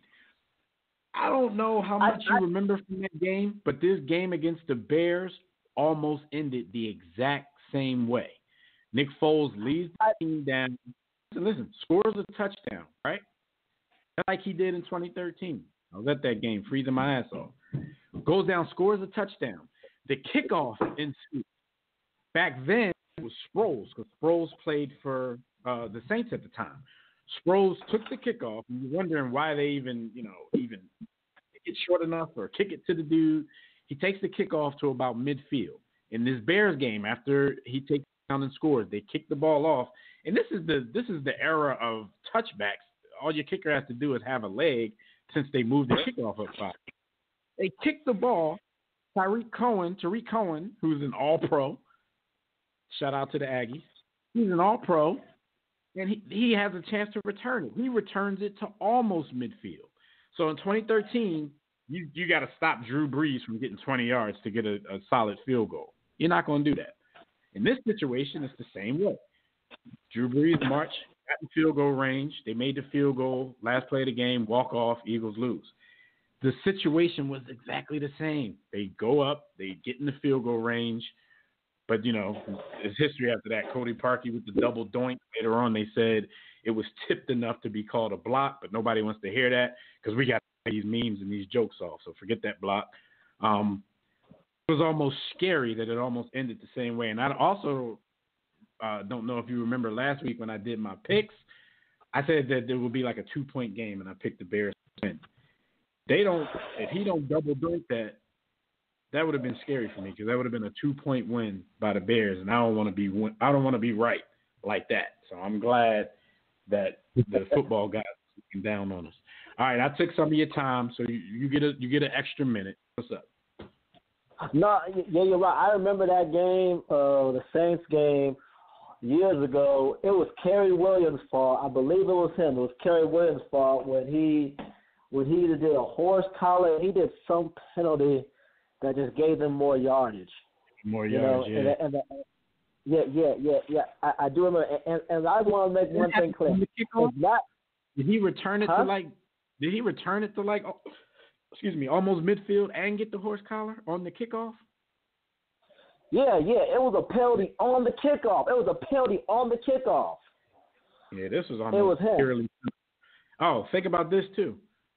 Darren Sproles, 5'6", Tariq Cohen, 5'6".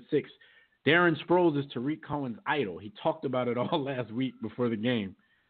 It was almost crazy, but we lucked out. And a little luck during a run is always welcome. Let's get it. So what's your thoughts about the game?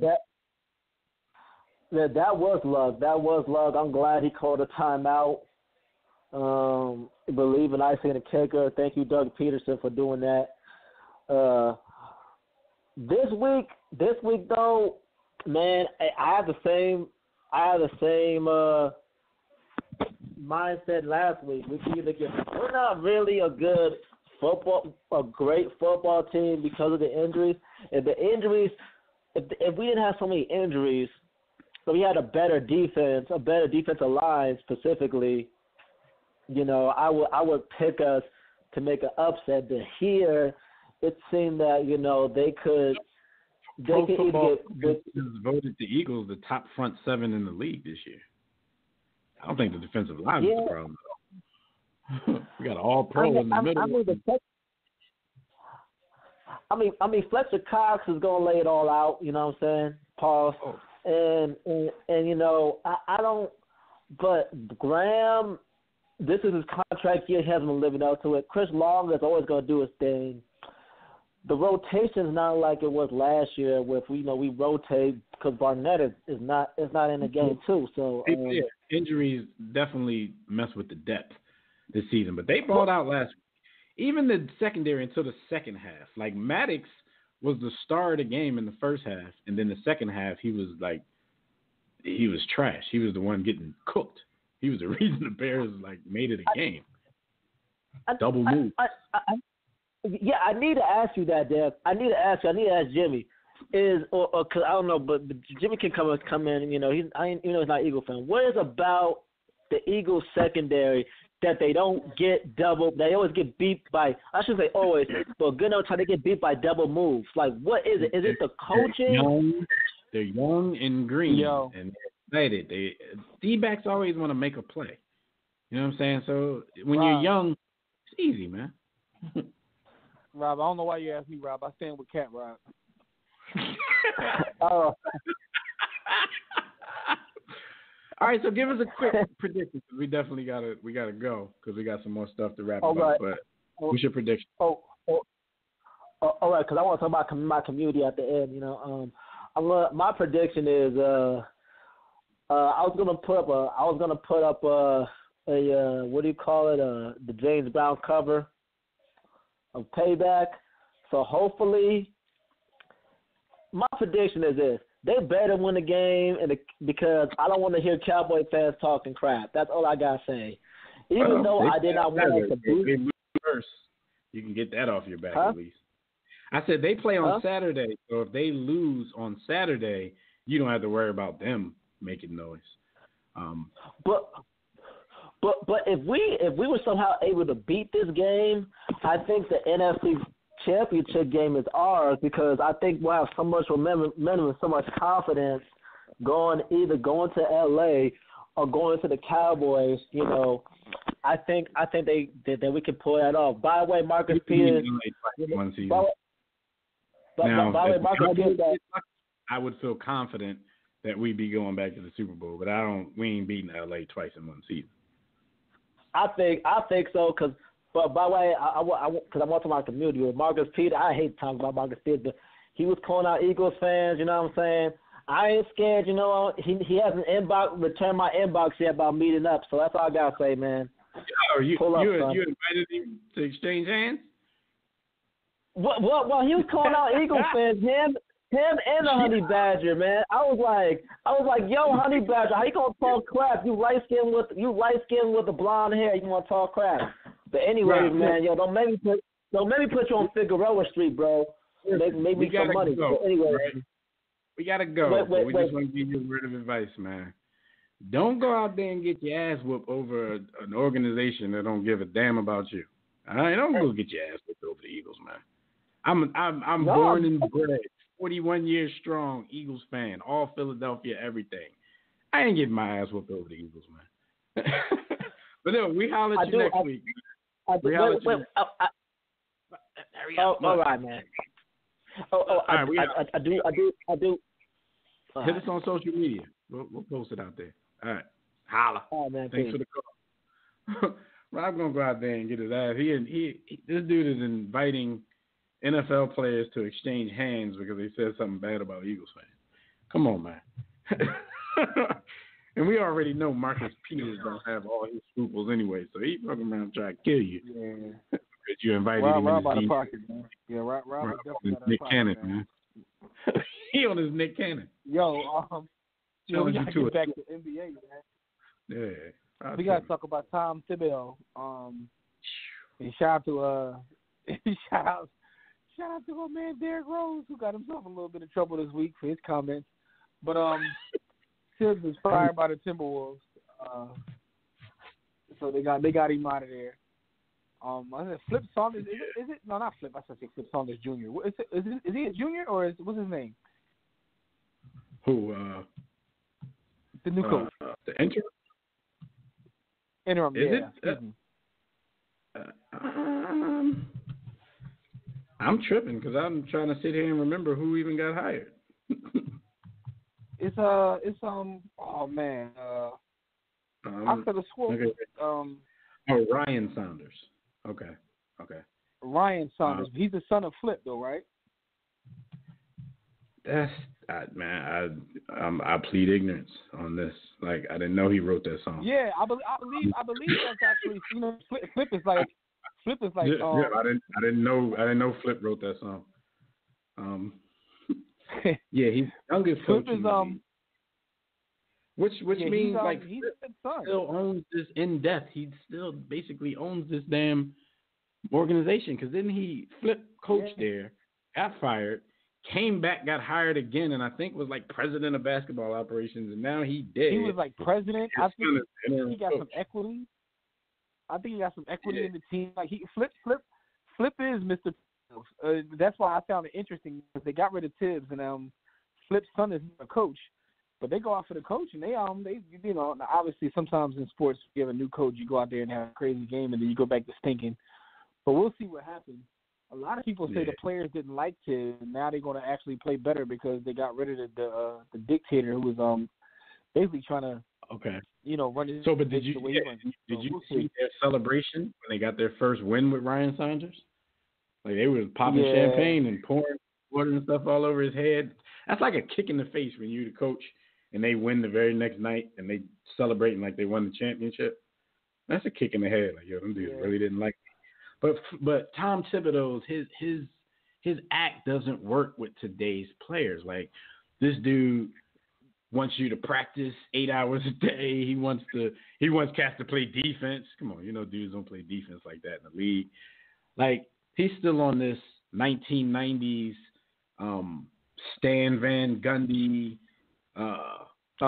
He might be an amazing college. He might be an amazing Pat college Riley. coach, though.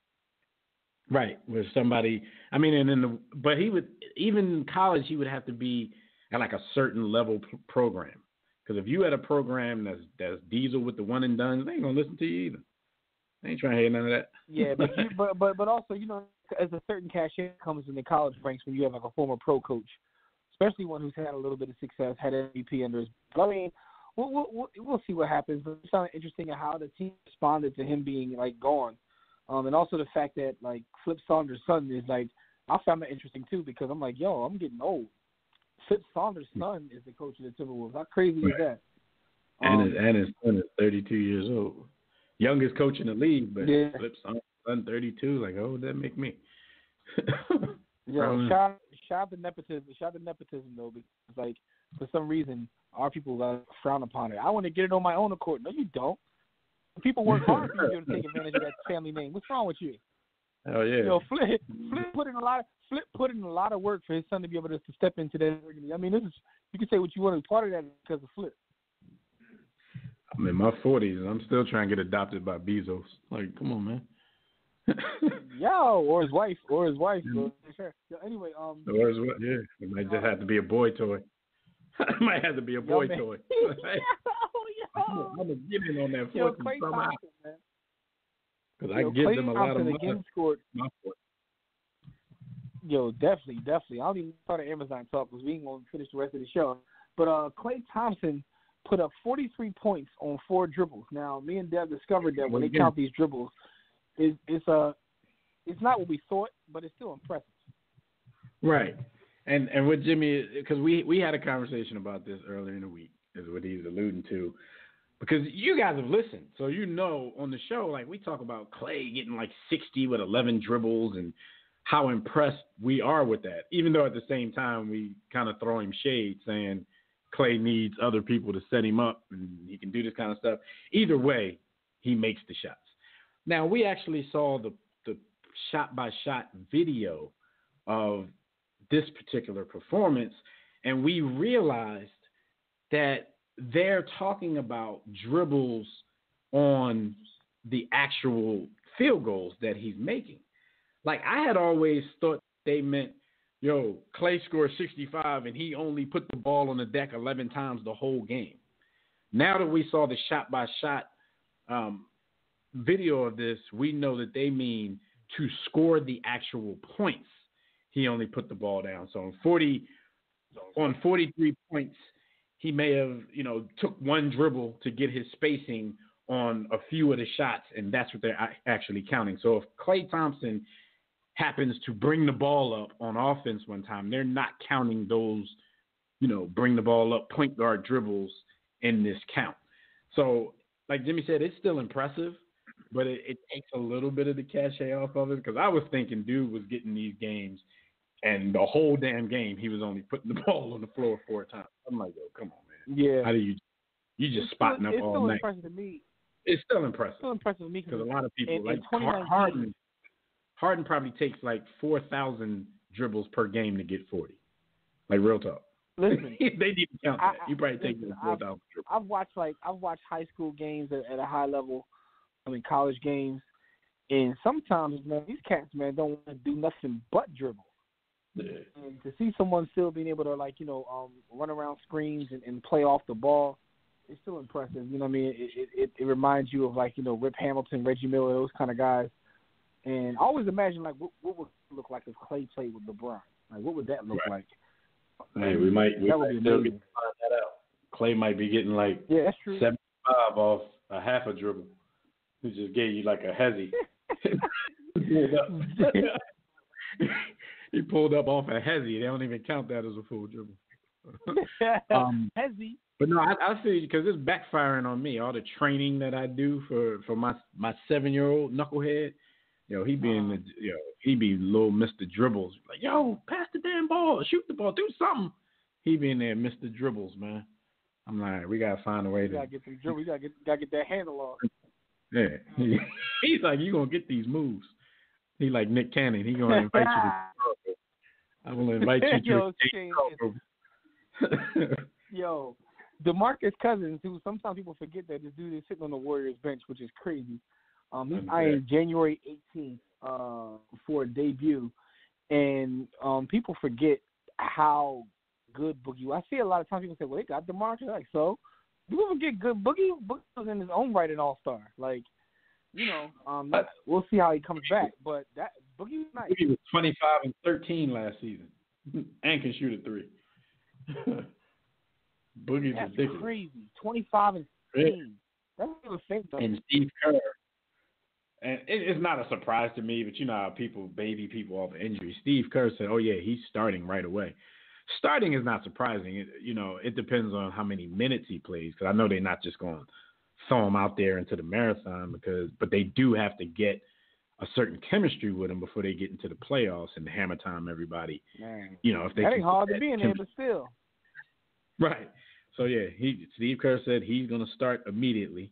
He said he hasn't mapped out the early minutes restrictions yet, but that's going to be crazy. Just to even look at that starting lineup come out on the court for the first time, like that has to be imposing to the other team. But I mean, they already do. But one thing's for sure, like they're going to get every team's shot every night, so it's not going to be easy for them. But it's sure going to look disrespectful on paper. Yeah, it's definitely going to be. It's going to be crazy. Like I can't. What you supposed to do when you see them five walk out? Like what you supposed to do with that? I'm supposed to be mad at that. Yeah, you supposed to get mad at that. Like, what you supposed to do, man? You gotta give them the props, man, for letting it happen. You can't be mad at that. I'm supposed to be mad at that. Yo, man, getting to LA, man. LeBron, Raymond James, and Taco Tuesday. You know what that is.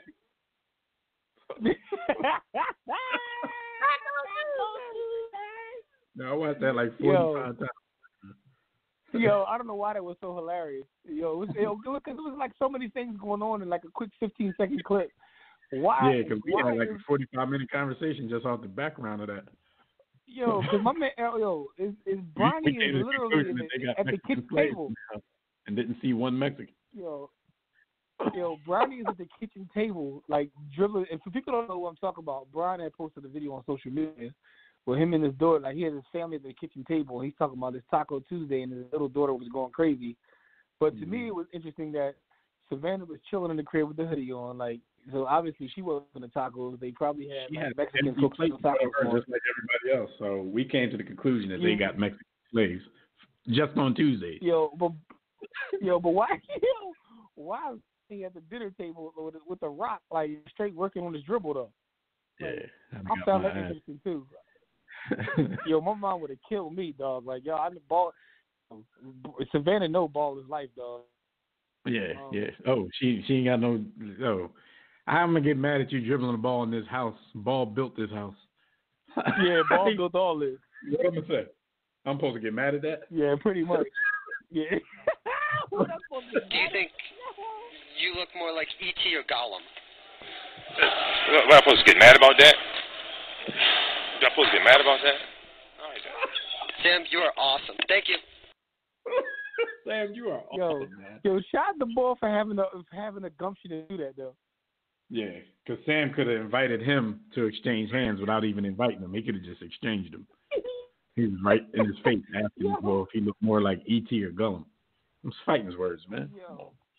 So what's up with Bron? Been out. The Lakers struggle a little bit since he's been out, but now they're saying he's going to miss a month. To me, I think Bron is just getting rest for the playoffs and working on some movies and some scripts he's got sent in or something. On a TV show or something. He ain't got time for them Lakers. Yeah, Bron probably starts on network right now. Bron legit might have enough content for his own network. Yeah. It's interesting, though, that he could be out another month because, team's struggling a little bit without him. Of course, we expected that. They're a young team. But that means it's going to be another month before we get to see the death lineup that Kuzma, once Luke Walton was sick on the rest of the world. And shout out to Kuzma for he had like a 41-point game in Bron's absence. So Kuzma's like, look, I got this. Everybody calm down. Man, but listen, man, BJ Willie tried to tell us, man. We wasn't listening, but he tried to tell us that Kuzma's the future. Kang Kuz, man. The Kang and the King all on one team. I of course, like it's like low-hanging fruit. It's like Captain Obvious. They're going to struggle if LeBron has to miss another month. It could end up putting their playoff chances in jeopardy unless he comes back and they just roll him off, which would be amazing in itself. Maybe that's what Bron's trying to do. He's trying to get that amazing story for this season, and they're probably recording it, so we'll probably get a documentary on it if it happens. It's going to be an uphill battle, and what I've heard, like this is the proving ground. While LeBron's out, this is the proving ground where Brandon Ingram has to basically earn his keep because he's in every trade rumor. But if he can ball out and lead this team while LeBron is gone, then maybe there's hope for him in LA. So that def lineup you mentioned that Kuzma talked about, that's Rondo, Ball, Kuzma, LeBron, and Brandon Ingram's potential. Because I don't know if he got game, he just got potential. So that's the quote unquote def lineup. So we'll see what happens with that, man. Yeah, I don't think anybody in the league is like shivering in their boots at that lineup. Not when we just talk about DeMarcus coming back. We just talk about DeMarcus coming back. How's that lineup is really deaf. Who's thinking DeMarcus? Call they joint the slow def lineup. And he's calling it the def lineup because he considers that lineup going small, playing small ball. Golden State not going to care. They really not. Dog, not at all. If that's the def lineup, then Golden State got the murder, death, kill lineup. The death row lineup. They shook Knight and Cats. But I'm saying, and plus, they kind of biting the nickname from Golden State. But what Golden State supposed to be mad at that? What I'm supposed to be mad at that? We might have to change the name of the episode. I'm supposed to be mad. Yeah, what I'm supposed to be mad at that? That's the name of the episode now. So what I'm supposed to be mad at that? I could just hit. It could be the role, semicolon. What we supposed to be mad about that? What Tobias supposed to be mad about that? Listen, man. NBA is in full swing now, man. So it's getting heated up as the NFL playoffs, wind down. We have the Super Bowl. Next is All-Star break. We really get into the hoops mode. So I'm looking forward to that, man. So Bron is basically just taking a chill pill for a minute. Ain't much to see here, man. Bron taking a. You gonna play in the All-Star game? What? Yeah, how about that? I usually used to bother me when cats be like out for a while, but their first game back is the All-Star game. Really? Come on, bro. Shout out to Penny, and then didn't play after it. Yeah, it was like, all right, I'm back injured again. Yo, what's wrong with these cats? Yeah, these cats are drawing, man. Anyway, it's time for us to get out of here, man. I'd like to thank you, brothers and sisters, for joining us for to start another briefing in the war room. Shout out to everybody in the chat room, in the group chat, Facebook, all of our social media following. We appreciate all the support as always. All the calls we called and got through, listen, we appreciate that. Those who couldn't get through, we apologize. Blame Rob. And special thanks to Gus Griffin texting in this pick. We can't vouch for how good they may or may not be, but he did text in. And while you're there, Gus, enjoy yourself at the Freaknik in the motherland. So tune in next. We're going to talk about whatever happens in the world of NFL playoffs and also catch up on everything in the NBA. So until then, enjoy sports, everything, man. Enjoy, watching Broner and your man get it together so you can spend that $75. And like we said, whoever's spending that $75, let us know. We go swing too. Listen, catch everything we do right at the hub, which is warroomsports.com. Also, pick up my book, Sports to Book, at sportstobook.com or at warroomsports.com. Federal workers, listen, and everyone affected by the government hostage situation, keep your head up. There's a Tupac, Amaru Shakur. So until next time, everybody, don't accept mediocrity. Be steadfast in the war against ignorance. And we'll see you chumps at the top.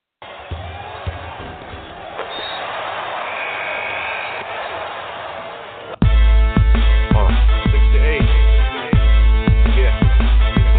War Room Sports.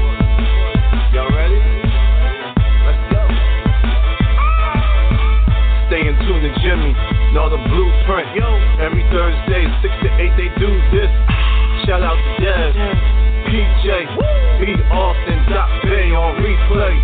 WarRoomSports.com. Get that mobile app.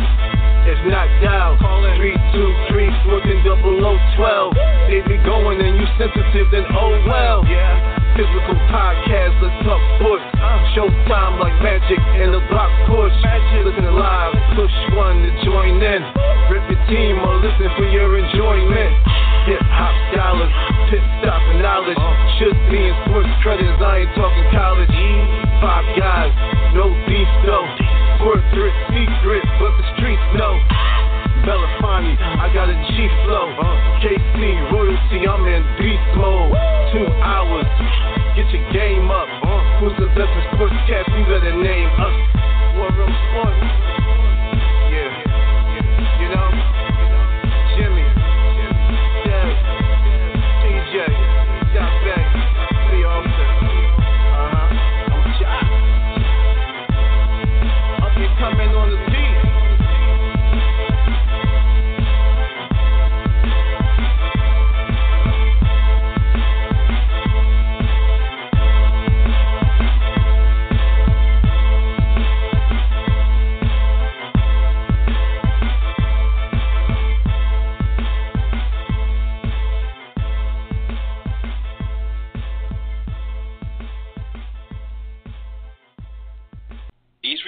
From using any further obscenities in the presence of these people.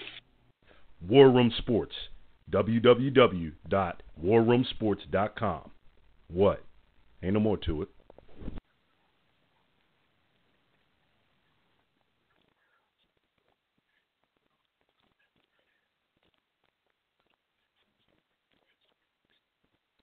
The world will change. Drexel University is designed to change with it. By combining academic rigor with a transformative cooperative education program, Drexel is preparing visionary leaders equipped to address the challenges of the future. Learn more at drexel.edu/ambition. Can't wait. The world will change. Drexel University is designed to change with it. By combining academic rigor with a transformative cooperative education program, Drexel is preparing visionary leaders equipped to address the challenges of the future. Learn more at drexel.edu/ambition. Can't wait.